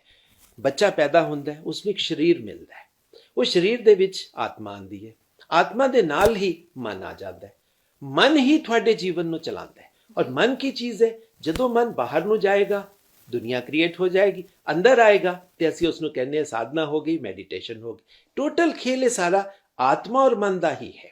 ਇਹ ਆਤਮਾ ਮਨ ਦੇ ਖੇਲ ਨੂੰ ਰਿਸ਼ੀਆਂ ਨੇ, ਦੇਖੋ ਫਿਲਾਸਫੀ ਦੇ ਤਰੀਕੇ ਦੇ ਨਾਲ ਸਮਝਾਉਣ ਵਾਲੇ ਰਿਸ਼ੀ, ਉਹਨਾਂ ਨੇ ਵੇਦਾਂ ਦੀ ਗੱਲ ਕਰ ਲਈ। ਜੋਤਿਸ਼ ਵੀ ਵੇਦਾਂ ਦਾ ਹੀ ਇੱਕ ਅੰਗ ਹੈ। ਉਹਨਾਂ ਨੇ ਕੀ ਕੀਤਾ? ਪਲੈਨਟਸ ਨੂੰ ਇੱਕ ਸਿੰਬਲ ਦੇ ਤਰੀਕੇ ਤੇ ਯੂਜ਼ ਕਰ ਲਿਆ। ਉਹਨਾਂ ਨੇ ਨਾਮ ਦੇ ਦਿੱਤਾ। ਜਿਸ ਤਰ੍ਹਾਂ ਹੁਣ ਆਪਾਂ ਗਿਆਨ ਦੀ ਗੱਲ ਕਰਨੀ ਹੈ, ਉਹਨਾਂ ਨੇ ਨਾਮ ਦੇ ਦਿੱਤਾ ਕਿ ਜੀ ਗਿਆਨ ਨੂੰ ਤੁਸੀਂ ਜੁਪੀਟਰ ਤੋਂ ਸਮਝ ਲਓ। ਇਸੇ ਤਰੀਕੇ ਨਾਲ ਮਨ ਹੈ, ਮਨ ਨੂੰ ਕਿੱਥੋਂ ਸਮਝ ਲਓ? ਚੰਦਰਮਾ ਨਾਲ ਸਮਝ ਲਓ। ਇਹ ਉਹ ਪਲੈਨਟਸ ਨੂੰ ਉਹਨਾਂ ਨੇ ਸਿੰਬਲ ਦੇ ਤੌਰ ਤੇ ਤੁਹਾਨੂੰ ਸਿਰਫ ਕੁਝ ਨਹੀਂ, ਜੀਵਨ ਬਾਰੇ, ਆਪਣੀ ਲਾਈਫ ਬਾਰੇ ਸਮਝਾਉਣ ਦੀ ਕੋਸ਼ਿਸ਼ ਕੀਤੀ। ਮਗਰ ਕਿਉਂਕਿ ਇਨਸਾਨ ਤੁਹਾਨੂੰ ਦੇਖੋ ਸੁਪਰਸਟੀਸ਼ੀਅਸ ਹੈ, ਭਰਮਾਂ ਦੇ ਵਿੱਚ ਫਸਣ ਦੀ, ਕਿਉਂਕਿ ਸਾਡਾ ਜਿਹੜਾ ਮਨ ਹੈ ਇਹ ਨੈਗੇਟਿਵਿਟੀ ਕੈਚਰ ਹੈ। ਬੜੀ ਜਲਦੀ ਲੋਕਾਂ ਤੋਂ ਇਨਫਲੂਐਂਸ ਵੀ ਹੋ ਜਾਂਦਾ, ਔਰ ਬੜੀ ਜਲਦੀ ਜਿਹਨੂੰ ਕਹਿ ਡਿਪਰੈਸ਼ਨ ਵੱਲ ਵੀ ਚਲਾ ਜਾਂਦਾ। ਔਰ ਇਹ ਐਗਜ਼ੈਕਟਲੀ ਅਗਰ ਤੁਸੀਂ ਚੰਦਰਮਾ ਨੂੰ ਵੀ ਦੇਖੋਗੇ, ਚੰਦਰਮਾ ਸਟੇਬਲ ਪਲੈਨਟ ਨਹੀਂ ਹੈ। ਚੰਦਰਮਾ 15 ਦਿਨ ਵਧੇਗਾ, 15 ਦਿਨ ਘਟੇਗਾ। ਪਰ ਇਹਨੂੰ ਚੰਦਰਮਾ ਨੂੰ ਇਹ ਵੀ ਕਿ ਇਹ ਬਹੁਤ ਚੰਚਲ ਪਲੈਨਟ ਹੈ, ਇਨਸਾਨ ਦੇ ਮਨ ਦੇ ਨਾਲ ਏਦਾਂ ਖੇਲਦਾ ਵੈ ਕਿ ਮਤਲਬ ਮਾਈਂਡ ਸਟੇਬਿਲਿਟੀ ਕਦੇ ਨਹੀਂ ਰਹਿੰਦੀ। ਮਨ ਨਾਲ ਖੇਲਦਾ ਨਹੀਂ ਹੈ, ਚੰਦਰਮਾ ਮਨ ਹੀ ਹੈ। ਜਿਸ ਤਰ੍ਹਾਂ ਸਾਡਾ ਮਨ ਚੰਚਲ ਹੈ, ਉਸੇ ਤਰੀਕੇ ਦੇ ਨਾਲ ਚੰਦਰਮਾ ਵੀ ਸਟੇਬਲ ਨਹੀਂ। ਕਦੇ ਤੁਸੀਂ ਇਹ ਦੇਖੋ, ਮਤਲਬ ਕ੍ਰਿਸ਼ਨ ਪਕਸ਼ ਵੱਲ ਚਲਾ ਜਾਏਗਾ, ਕਦੇ ਸ਼ੁਕਲ ਪਕਸ਼ ਵੱਲ, ਕਦੇ ਹਨੇਰੇ ਵੱਲ ਚਲਾ ਗਿਆ, ਕਦੇ ਇਹ ਜਿਹਨੂੰ ਕਿਹਾ ਜਾਵੇ ਪੂਰਨਿਮਾ ਵੱਲ ਆ। ਬਟ ਮੈਂ ਇੰਨਾ ਜ਼ਰੂਰ ਸੁਣਿਆ ਵੈ ਕਿ ਚੰਦਰਮਾ ਨੂੰ ਸ਼ਰਾਪ ਮਿਲਿਆ ਹੋਇਆ ਗਣੇਸ਼ ਜੀ ਵੱਲੋਂ ਕਿ 15 ਦਿਨ ਉਹ ਮਤਲਬ ਪੂਰਾ ਰਹੇਗਾ, ਉਹ 15 ਦਿਨ ਹੌਲੀ ਹੌਲੀ ਉਹ ਛਿਪਦਾ ਰਹੇਗਾ। ਮੇਰੇ ਖਿਆਲ ਨਾਲ ਉਹਨਾਂ ਦੇ ਟੁੱਟੇ ਦੰਦ ਉੱਤੇ ਹੀ ਕਮੈਂਟ ਕੀਤਾ ਸੀ ਕੁਛ ਏਦਾਂ ਦਾ। ਦੇਖੋ, ਇਹ ਜਿਹੜੀਆਂ ਪੁਰਾਣੀ ਕਹਾਣੀਆਂ ਹੈ, ਹਾਂਜੀ, ਪੁਰਾਣੀ ਕਹਾਣੀਆਂ ਬੇਸਿਕਲੀ ਚੀਜ਼ਾਂ ਸਮਝਾਉਣ ਵਾਸਤੇ ਕੀਤੀਆਂ ਜਾਂਦੀਆਂ। ਹੁਣ ਤੁਸੀਂ ਉਸ ਨੂੰ ਸਿੱਧੇ ਤਰੀਕੇ ਨਾਲ ਸਮਝਣਾ ਚਾਹੁੰਦੇ ਹੋ। ਦੇਖੋ, ਹਰ ਇਨਸਾਨ ਦੇ ਵਿੱਚ ਆਪਣੀ ਲਾਈਫ ਨੂੰ ਸਮਝਣ ਬਾਰੇ ਹੁੰਦਾ ਹੈ ਕਿ ਮੇਰੀ ਲਾਈਫ ਹੈ ਕੀ ਹੈ। ਹੁਣ ਉਸ ਲਾਈਫ ਨੂੰ ਰਿਸ਼ੀਆਂ ਨੇ ਸਮਝਾਉਣ ਦਾ ਤੁਹਾਨੂੰ ਇੱਕ ਬੜਾ ਸਿੰਪਲ ਤਰੀਕਾ ਦੇ ਦਿੱਤਾ, ਜਿਹਨੂੰ ਅਸੀਂ ਜੋਤਿਸ਼ ਕਹਿ ਦਿੰਦੇ ਹਾਂ। ਹੁਣ ਜੋਤਿਸ਼ ਦੇ ਵਿੱਚ ਮਨ ਨੂੰ ਤੁਸੀਂ ਸਮਝਣਾ ਹੈ। ਸਭ ਨੂੰ ਪਤਾ ਹੈ ਮਨ ਚੱਲ ਹੈ। ਮਨ ਹਮੇਸ਼ਾ ਜਿਹਨੂੰ ਕਹਿ ਬਾਹਰਲੀਆਂ ਚੀਜ਼ਾਂ ਵੱਲ ਭਟਕੇਗਾ, ਮੈਨੂੰ ਆ ਵੀ ਚੀਜ਼ ਮਿਲ ਜਾਏ, ਉਹ ਵੀ ਚੀਜ਼ ਮਿਲ ਜਾਏ। ਮਨ ਹੀ ਤੁਹਾਨੂੰ ਚਲਾਉਂਦਾ ਹੈ, ਔਰ ਮਨ ਹੀ ਤੁਹਾਨੂੰ ਦੁਨੀਆ ਤੋਂ ਮਤਲਬ ਅਗਰ ਡਿਟੈਚ ਕਰੇਗਾ, ਡਿਟੈਚ ਕਰਕੇ ਤੁਸੀਂ ਆਪਣੇ ਘਰ ਦੇ ਵਿੱਚ ਆ ਜਾਂਦੇ ਹੋ, ਆਪਣੇ ਸਰੀਰ ਦੇ ਵਿੱਚ ਆ ਜਾਂਦੇ ਹੋ। ਹੁਣ ਉਹ ਡਿਪਰੈਸ਼ਨ ਤੋਂ ਲੈ ਕੇ ਜਿਹੜਾ ਹੈਪੀਨੈਸ ਤੱਕ ਦਾ ਹੈ, ਇਹ ਟੋਟਲ ਕੰਮ ਜਿਹੜਾ ਹੈ ਮਨ ਕਰਦਾ ਹੈ। ਮਗਰ ਮਨ ਦੇ ਕੋਲ ਹੁਣ ਕੀ ਹੈ, ਰਿਸ਼ੀਆਂ ਨੇ ਬੜੀ ਕਲੀਅਰਲੀ ਸਮਝਾਤਾ, ਵੇਦਾਂ ਨੇ ਉਹਨੂੰ ਸ਼ਾਸਤਰ ਦੇ ਤਰੀਕੇ ਤੇ, ਫਿਲਾਸਫੀ ਦੇ ਤਰੀਕੇ ਤੇ ਸਮਝਾ ਦਿੱਤਾ ਕਿ ਸਾਡੇ ਕੋਲੇ ਰਿਸੋਰਸਿਸ ਪੰਜ ਮਹਾਭੂਤ, ਜਿਹਨੂੰ ਅਸੀਂ 5 ਐਲੀਮੈਂਟਸ ਕਹਿ ਦਿੰਦੇ ਆ, ਉਹ ਪੰਜ ਮਹਾਭੂਤ, ਜਿਸ ਨੂੰ ਅਸੀਂ ਜਿਹਨੂੰ ਕਹਿ ਜਾਵੇ ਆਕਾਸ਼, ਪਾਣੀ, ਹਵਾ ਔਰ ਧਰਤੀ, ਇਹ ਜਿਹੜੇ ਪੰਜ ਮਹਾਭੂਤ ਅਸੀਂ ਕਹਿੰਦੇ ਆ, ਇਹ ਬੇਸਿਕਲੀ ਜੋਤਿਸ਼ ਦੇ ਵਿੱਚ ਅਸੀਂ ਇਹਨੂੰ 5 ਪਲੈਨਟਸ ਕਹਿ ਦਿੰਦੇ ਆ। ਇਹ ਕਿੱਥੋਂ ਸ਼ੁਰੂ ਹੁੰਦੇ ਆ? ਮੰਗਲ, ਬੁੱਧ, ਵੀਰ, ਸ਼ੁਕਰ, ਸ਼ਨੀ। ਇਹ 5 ਜਿਹੜੇ ਪਲੈਨਟਸ ਹੈ, ਇਹ ਸਾਡੇ 5 ਐਲੀਮੈਂਟਸ ਹੈ। ਉਹ 5 ਐਲੀਮੈਂਟਸ ਤੋਂ ਹੀ ਸਾਡਾ ਸਰੀਰ ਬਣਿਆ, 5 ਐਲੀਮੈਂਟਸ ਤੋਂ ਹੀ ਸਾਡੀ ਧਰਤੀ ਬਣੀ। 5 ਐਲੀਮੈਂਟਸ ਹੀ ਜਦੋਂ ਇਕੱਠੇ ਹੋ ਜਾਣਗੇ, ਉਹ ਕੋਈ ਸ਼ੇਪ ਲੈ ਲੈਂਦਾ। ਹੁਣ ਉਹ ਪੰਜੇ ਰਿਸੋਰਸਿਸ ਨੂੰ ਯੂਜ਼ ਕੌਣ ਕਰੇਗਾ? ਉਹ ਤੁਹਾਡਾ ਮਨ ਯੂਜ਼ ਕਰੇਗਾ। ਔਰ ਬੇਸਿਕਲੀ ਹਰ ਇਨਸਾਨ ਜੋ ਵੀ ਧਰਤੀ ਤੇ ਆਂਦਾ ਹੈ, ਉਹਦਾ ਪ੍ਰਾਈਮ ਫੰਕਸ਼ਨ ਇੱਕੋ ਹੀ ਹੈ। ਪ੍ਰਾਈਮ ਫੰਕਸ਼ਨ ਹੈ ਅਸੀਂ ਧਰਤੀ ਤੇ ਆਏ ਕਿਉਂ? ਇਸ ਲੌਜਿਕ ਨੂੰ ਸਮਝੋ। ਦੇਖੋ, ਸਾਨੂੰ ਜੀਵਨ ਕਿਉਂ ਦਿੱਤਾ ਜਾਂਦਾ ਹੈ? ਹੁਣ ਅਸੀਂ ਕਹਿੰਦੇ ਆ ਪਰਮਾਤਮਾ ਹੈ। ਪਰਮਾਤਮਾ ਕੀ ਚੀਜ਼ ਹੈ? ਪਰਮ ਆਤਮਾ, ਯਾਨੀ ਕਿ ਇੱਕ ਕੰਬਾਈਨਡ ਕਲੈਕਟਿਵ ਕੌਨਸ਼ੀਅਸਨੈਸ। ਸਾਨੂੰ ਆਪਣੇ ਆਪਾਂ ਕਹਿੰਦੇ ਆ ਆਤਮਾ। ਆਤਮਾ ਕੀ ਹੈ? ਇੱਕ ਛੋਟਾ ਜਿਹਾ ਕੌਨਸ਼ੀਅਸਨੈਸ, ਚੇਤਨਾ ਦਾ ਛੋਟਾ ਜਿਹਾ ਹਿੱਸਾ ਜੋ ਸਾਡੇ ਚ ਆ ਗਿਆ। ਹੁਣ ਉਸ ਪੂਰੀ ਕਲੈਕਟਿਵ ਕੌਨਸ਼ੀਅਸਨੈਸ ਦੇ ਵਿੱਚ ਇੱਕ ਛੋਟਾ ਜਿਹਾ ਹਿੱਸਾ ਟੁੱਟ ਕੇ ਅਲੱਗ ਹੁੰਦਾ ਹੈ, ਉਹਨੂੰ ਇੱਕ ਸਰੀਰ ਦੇ ਦਿੱਤਾ ਜਾਂਦਾ ਹੈ। ਸਰੀਰ ਦੇ ਨਾਲ ਉਹਨੂੰ ਮਨ ਦੇ ਦਿੱਤਾ ਗਿਆ, ਨਾਲ ਉਹਦੇ ਨਾਲ ਕਰਮ ਐਸੋਸੀਏਟ ਕਰ ਦਿੱਤੇ ਗਏ। ਇਹ ਟੋਟਲ ਖੇਲ ਜਿਹਨੂੰ ਕਿਹਾ ਜਾਵੇ ਕਿਸ ਦਾ ਹੈ ਕਿ ਅਸੀਂ ਕਰਮਾਂ ਦੇ ਥਰੂ ਹੁਣ ਚੀਜ਼ਾਂ ਸਿੱਖੀਏ, ਨੌਲੇਜ ਨੂੰ ਵਧਾਈਏ, ਔਰ ਵਧਾਉਂਦੇ ਵਧਾਉਂਦੇ ਆਪਣੀ ਐਲੀਵੇਸ਼ਨ ਕਰਦੇ ਹੋਏ, ਆਪਣੀ ਆਤਮਾ ਨੂੰ ਉੱਚਾ ਚੱਕਦੇ ਹੋਏ, ਹੌਲੀ ਹੌਲੀ ਦੁਬਾਰਾ ਪਰਮਾਤਮਾ ਦੇ ਵਿੱਚ ਜਾ ਕੇ ਮਰਜ ਹੋ ਜਾਏ। ਇੱਕ ਚੀਜ਼ ਸਰ ਇਹ ਵੀ ਹੁੰਦੀ ਹੈ ਨਾ, ਜਿੱਦਾਂ ਹੁਣ ਆਪਾਂ ਕਹਿ ਲੈਂਦੇ ਆ, ਕਈ ਵਾਰ ਮੈਂ ਹੀ ਕਹਿ ਦਿੰਦੇ ਕਿ ਇੱਕ ਵਾਰ ਐਕੂਰੇਸੀ ਹੋ ਜਾਂਦੀ ਹੈ ਕਿ ਮੈਨੂੰ ਲੱਗਦਾ ਕਿ ਅੱਜ ਮੇਰਾ ਇਹ ਕੰਮ ਹੋ ਜਾਏਗਾ, ਠੀਕ ਹੈ। ਔਰ ਕਈ ਵਾਰ ਹੁੰਦਾ ਵਾ ਕਿ ਸਾਨੂੰ ਸ਼ੋਰਿਟੀ ਪੂਰੀ ਹੁੰਦੀ ਹੈ, ਬਟ ਔਨ ਦਾ ਸਪੌਟ ਉਹ ਚੀਜ਼ ਚੇਂਜ ਹੋ ਜਾਂਦੀ ਹੈ। ਤੇ ਇਹਦੇ ਵਿੱਚ ਕੀ ਸਾਡਾ ਸਪਿਰਿਚੁਅਲ ਮਾਈਂਡ ਦੱਸ ਰਿਹਾ ਹੁੰਦਾ, ਇੰਟੂਇਸ਼ਨ ਦੱਸ ਰਹੀ ਹੁੰਦੀ ਹੈ, ਜਾਂ ਜਸਟ ਆਪਣਾ ਇੱਕ ਗੈਸ ਹੁੰਦਾ ਵਾ ਕਿ ਹਾਂ ਲਾਈਕ ਸਾਇੰਟੀਫਿਕਲ ਰੀਜ਼ਨ ਕਿ ਯੂਨੀਵਰਸ ਸਾਡੀ ਹੈਲਪ ਕਰ ਰਿਹਾ ਹੁੰਦਾ ਵਾ? ਇਹ ਮੈਂ ਦੱਸ, ਦੇਖੋ, ਇਹ ਬਿਲਕੁਲ ਤੁਹਾਡਾ ਇਹ ਐਕਚੁਅਲ ਕੁਐਸਚਨ ਆਇਆ ਜੋ ਹੁਣ ਤੱਕ ਮੈਂ ਮਤਲਬ ਜਿੰਨੀਆਂ ਗੱਲਾਂ ਕੀਤੀਆਂ, ਦਿਸ ਇਜ਼ ਯੋਰ ਫਸਟ ਮਤਲਬ ਜਿਹਨੂੰ ਕਿ ਰਾਈਟ ਕੁਐਸਚਨ। ਇਹ ਕੀ ਹੈ ਕਿ ਹੁਣ ਅਸੀਂ ਦੇਖੋ ਸਵੇਰੇ ਉੱਠਦੇ ਹਾਂ, ਇੱਕ ਪਾਰਟਿਕੂਲਰ ਸਾਡਾ ਮਾਈਂਡਸੈਟ ਹੁੰਦਾ ਹੈ, ਔਰ ਉਹੀ ਪਾਰਟਿਕੂਲਰ ਮਾਈਂਡਸੈਟ ਤੁਸੀਂ ਦੇਖੋ ਮੈਜੋਰਿਟੀ ਘਰ ਦੇ ਬੰਦਿਆਂ ਦੇ ਵਿੱਚ ਹੋਏਗਾ। ਇਹਨੂੰ ਅਗਰ ਅਸੀਂ ਸਾਇੰਟੀਫਿਕਲੀ ਦੱਸੀਏ, ਦੇਖੋ ਹਰ ਡੇ ਦਾ ਇੱਕ ਨਕਸ਼ਤਰ ਹੁੰਦਾ ਹੈ। ਉਹ ਨਕਸ਼ਤਰ ਕੀ ਹੈ? ਬੇਸਿਕਲੀ ਇਹ ਸਾਡੇ ਮਨ ਨਾਲ ਰਿਲੇਟਡ ਹੈ। ਸੋ ਜਿਹੜਾ ਨਕਸ਼ਤਰ ਜਿਸ ਦਿਨ ਦਾ ਹੈ, ਉਸ ਦਿਨ ਤੁਸੀਂ ਦੇਖੋ ਉਸ ਮਾਈਂਡਸੈਟ ਦੇ ਨਾਲ ਆਪਾਂ ਉੱਠਾਂਗੇ। ਹੁਣ ਉਹ ਤਾਂ ਇੱਕ ਚੀਜ਼ ਹੋ ਗਈ ਜਿਸ ਨੂੰ ਆਪਾਂ ਕਹਿੰਦੇ ਆ ਜਨਰਲ ਤੁਸੀਂ ਜਿਹਨੂੰ ਕਹਿ ਜਾਵੇ ਮਾਈਂਡਸੈਟ ਇੱਕ ਹੋ ਗਿਆ। ਆਪਾਂ ਗੱਲ ਕਰ ਸਕਦੇ ਹਾਂ ਕਿ ਜੀ ਅੱਜ ਸਾਰੇ ਦੇ ਸਾਰੇ ਹੈਪੀਨੈਸ ਵਾਲਾ ਨਕਸ਼ਤਰ ਲੈ ਕੇ ਮਤਲਬ ਸਵੇਰੇ ਉੱਠੇ। ਮਗਰ ਹੁਣ ਤੁਹਾਡੇ ਆਪਣੇ ਚਾਰਟ ਦੇ ਵਿੱਚ ਉਹੀ ਪਲੈਨਟ ਉਹ ਹੈਪੀਨੈਸ ਦੇ ਰਿਹਾ ਹੈ ਜਾਂ ਨਹੀਂ ਦੇ ਰਿਹਾ, ਹੁਣ ਉਸ ਨੂੰ ਮਿਲਾਣਾ ਪਏਗਾ। ਉਹਨੇ ਨੇੜੇ ਬੈਠਾ ਹੈ ਕਿ ਦੂਰ ਬੈਠਾ ਹੈ? ਹੋ ਸਕਦਾ ਹੈ ਮੇਰਾ ਨੇੜੇ ਹੋਵੇ, ਤੁਹਾਡਾ ਦੂਰ ਹੋਵੇ, ਜਾਂ ਤੁਹਾਡਾ ਨੇੜੇ ਜਾਂ ਮੇਰਾ ਦੂਰ ਹੋਵੇ। ਦੇਖੋ ਨਾ, ਹੁਣ ਉਹ ਕੀ ਹੈ? ਇੱਕ ਜਨਰਲ ਚੀਜ਼। ਇਹ ਚੀਜ਼ ਕੀ ਹੈ? ਹੁਣ ਇਸ ਨੂੰ ਮਤਲਬ ਤੁਸੀਂ ਹੁਣ ਕਲੀਅਰਲੀ ਸਮਝ ਸਕਦੇ ਹੋ। ਹੁਣ ਦੇਖੋ ਸੂਰਜ ਆਇਆ, ਜਿਸ ਸੂਰਜ ਆਏਗਾ, ਜਿਸ ਤਰ੍ਹਾਂ ਹੁਣ ਗਰਮੀਆਂ ਦੇ ਦਿਨ ਨੇ, ਗਰਮੀਆਂ ਦੇ ਦਿਨ ਦੇ ਵਿੱਚ ਕੀ ਹੈ? ਹੁਣ ਸੂਰਜ ਅਸੀਂ ਕਹਿੰਦੇ ਆ ਕਿ ਸਾਡੇ ਨੇੜੇ ਹੋ ਗਿਆ ਤਾਂ ਗਰਮੀ ਹੋ ਜਾਂਦੀ ਹੈ। ਹੁਣ ਗਰਮੀ ਹੋਣ ਨਾਲ ਸਾਨੂੰ ਗਰਮੀ ਲੱਗੇ ਇਹ ਜ਼ਰੂਰੀ ਨਹੀਂ ਹੈ, ਕਿਉਂਕਿ ਹੁਣ ਕੀ ਹੈ, ਅਗਰ ਅਸੀਂ ਗਰਮੀ ਨੂੰ ਨਹੀਂ ਲੈਣਾ ਚਾਹੁੰਦੇ ਘਰ ਤੋਂ ਬਾਹਰ ਨਾ ਨਿਕਲੋ, ਏਸੀ ਚਲਾ ਕੇ ਬੈਠ ਜਾਓ। ਹੁਣ ਉਹ ਚੀਜ਼ ਕਿ ਉਹ ਸਾਡਾ ਆਪਣਾ এনवायरमेंट ਹੈ ਜੀ, ਉਹ ਜਨਰਲ এনवायरमेंट ਨਹੀਂ। ਸੇਮ ਵੇ ਅਗਰ ਤੁਸੀਂ ਦੇਖੋਗੇ ਕਿ ਬਾਹਰ ਦੁਨੀਆ ਦੇ ਵਿੱਚ ਕੀ ਮਤਲਬ ਇਨਫਲੂਐਂਸ ਆ ਰਿਹਾ ਹੈ, ਤੁਸੀਂ ਉਸ ਇਨਫਲੂਐਂਸ ਨੂੰ ਲੈਣਾ ਚਾਹੁੰਦੇ ਹੋ ਤੁਹਾਨੂੰ ਮਿਲ ਜਾਏਗਾ। ਹੁਣ ਜਿਸ ਤਰ੍ਹਾਂ ਸੂਰਜ ਦੀ ਰੋਸ਼ਨੀ ਹੈ, ਲੈਣਾ ਚਾਹੁੰਦੇ ਹੋ ਘਰ ਤੋਂ ਬਾਹਰ ਨਿਕਲੋ, ਵਿਟਾਮਿਨ ਡੀ ਮਿਲ ਗਿਆ, ਨਾ ਨਿਕਲੋ ਘਰ ਦੇ ਅੰਦਰ ਹੋ, ਵਿਟਾਮਿਨ ਡੀ ਤੁਹਾਡਾ ਲਾਸ। ਹੁਣ ਇਹ ਤੁਹਾਡੀ ਵਿਲਿੰਗਨੈਸ ਹੈ, ਤੁਹਾਡੇ ਮਨ ਦੇ ਹਿਸਾਬ। ਇਸੇ ਤਰੀਕੇ ਦੇ ਨਾਲ ਨਕਸ਼ਤਰ ਕੋਈ ਕਾਮਨ ਹੋਵੇ, ਹੁਣ ਤੁਸੀਂ ਉਹਨੂੰ ਲੈਣਾ ਨਹੀਂ ਚਾਹੁੰਦੇ ਜੀ, ਜੇ ਨਹੀਂ ਲੈਣਾ ਚਾਹੁੰਦੇ ਨਕਸ਼ਤਰ ਹੁਣ ਇਹੀ ਚੀਜ਼ ਹੈ ਨਾ ਕਿ ਸਾਨੂੰ ਕਿਵੇਂ ਪਤਾ ਚੱਲੇ ਕਿ ਨਕਸ਼ਤਰ ਹੀ ਨੇ ਜੋ ਸਾਡੇ ਮਾਈਂਡ ਦੇ ਉੱਤੇ, ਸਾਡੇ ਥਾਟਸ ਦੇ ਉੱਤੇ ਇੰਪੈਕਟ ਪਾ ਰਹੇ ਨੇ।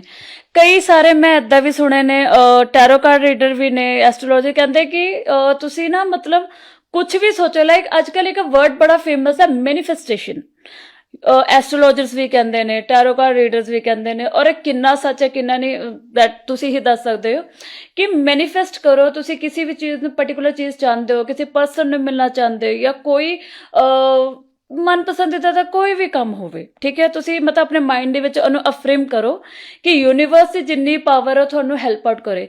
ਇਹਦਾ ਕੀ ਲੌਜਿਕ ਹੈ, ਸੱਚਾਈ ਕਿੰਨੀ ਆ, ਕੀ ਇਹ ਪ੍ਰੈਕਟੀਕਲੀ ਪੋਸੀਬਲ ਹੈ? ਇਸ ਦਾ ਮੈਂ ਤੁਹਾਨੂੰ ਬਹੁਤ ਸਾਇੰਟੀਫਿਕ ਆਨਸਰ ਦਵਾਂਗਾ। ਹੁਣ ਇਹ ਜੋ ਤੁਸੀਂ ਯੂਜ਼ ਕਰ ਰਹੇ ਹੋ ਅੱਜ ਕੱਲ, ਇਹ ਵਰਡ ਬਹੁਤ ਜ਼ਿਆਦਾ ਚੱਲ ਰਿਹਾ, ਪੋਜ਼ਿਟਿਵ ਐਫਰਮੇਸ਼ਨ। ਹੁਣ ਪੋਜ਼ਿਟਿਵ ਐਫਰਮੇਸ਼ਨ ਕੀ ਹੈ? ਅਸੀਂ ਕਹਿੰਦੇ ਆ ਅੱਛੇ ਵਿਚਾਰ ਰੱਖੋ, ਅੱਛੀ ਪੋਜ਼ਿਟਿਵ ਗੱਲਾਂ ਕਰੋ, ਤੁਹਾਡੇ ਉੱਤੇ ਪੋਜ਼ਿਟਿਵ ਇੰਪੈਕਟ ਹੋਏਗਾ ਜੀ। ਇਹ ਇੱਕ ਜੈਨਰਿਕ ਚੀਜ਼ ਹੈ। ਜੈਨਰਿਕ ਚੀਜ਼ ਕਿਸ ਤਰ੍ਹਾਂ ਹੋ ਗਈ ਕਿ ਹੁਣ ਜੋ ਬਾਹਰਲਾ এনवायरमेंट ਹੈ, ਇਹ ਤਾਂ ਤੁਸੀਂ ਕਹੋ ਨਾ ਕਿ ਤੁਹਾਡੇ ਉੱਤੇ ਉਹ ਇੰਪੈਕਟ ਨਹੀਂ ਕਰੇਗਾ। ਹੁਣ ਬਾਹਰ ਗਰਮੀ ਹੈ, ਤੁਹਾਨੂੰ ਗਰਮੀ ਫੀਲ ਹੋਏਗੀ, ਬਾਹਰ ਠੰਡ ਹੈ, ਤੁਹਾਨੂੰ ਠੰਡ ਫੀਲ ਹੋਏਗੀ। ਦੇਖੋ ਇੰਪੈਕਟ ਤਾਂ ਉਹ ਕਰੇਗਾ, ਮਗਰ ਹੁਣ ਤੁਸੀਂ ਉਸ ਇੰਪੈਕਟ ਨੂੰ ਲੈਣਾ ਚਾਹੁੰਦੇ ਹੋ ਜਾਂ ਨਹੀਂ ਲੈਣਾ ਚਾਹੁੰਦੇ, ਇੱਕ ਡਿਫਰੈਂਟ ਚੀਜ਼ ਹੈ। ਕਿਉਂਕਿ ਇਹ ਡਬਲ ਸਾਇੰਸ ਕੰਮ ਕਰ ਰਹੀ ਹੈ। ਇੱਕ ਸਾਇੰਸ ਹੈ ਜਿਹੜਾ ਸਰੀਰ ਤੋਂ ਬਾਹਰ ਆਪਰੇਟ ਹੋ ਰਿਹਾ, ਇੱਕ ਸਾਇੰਸ ਹੈ ਜੋ ਤੁਹਾਡੇ ਸਰੀਰ ਦੇ ਅੰਦਰ ਚੱਲ ਰਹੀ ਹੈ। ਹੁਣ ਅੰਦਰਲੀ ਸਾਇੰਸ, ਹੁਣ ਉਸ ਦਾ ਮੈਕੈਨਿਜ਼ਮ ਮੈਂ ਤੁਹਾਨੂੰ ਸਮਝਾ ਦਿੰਦਾ।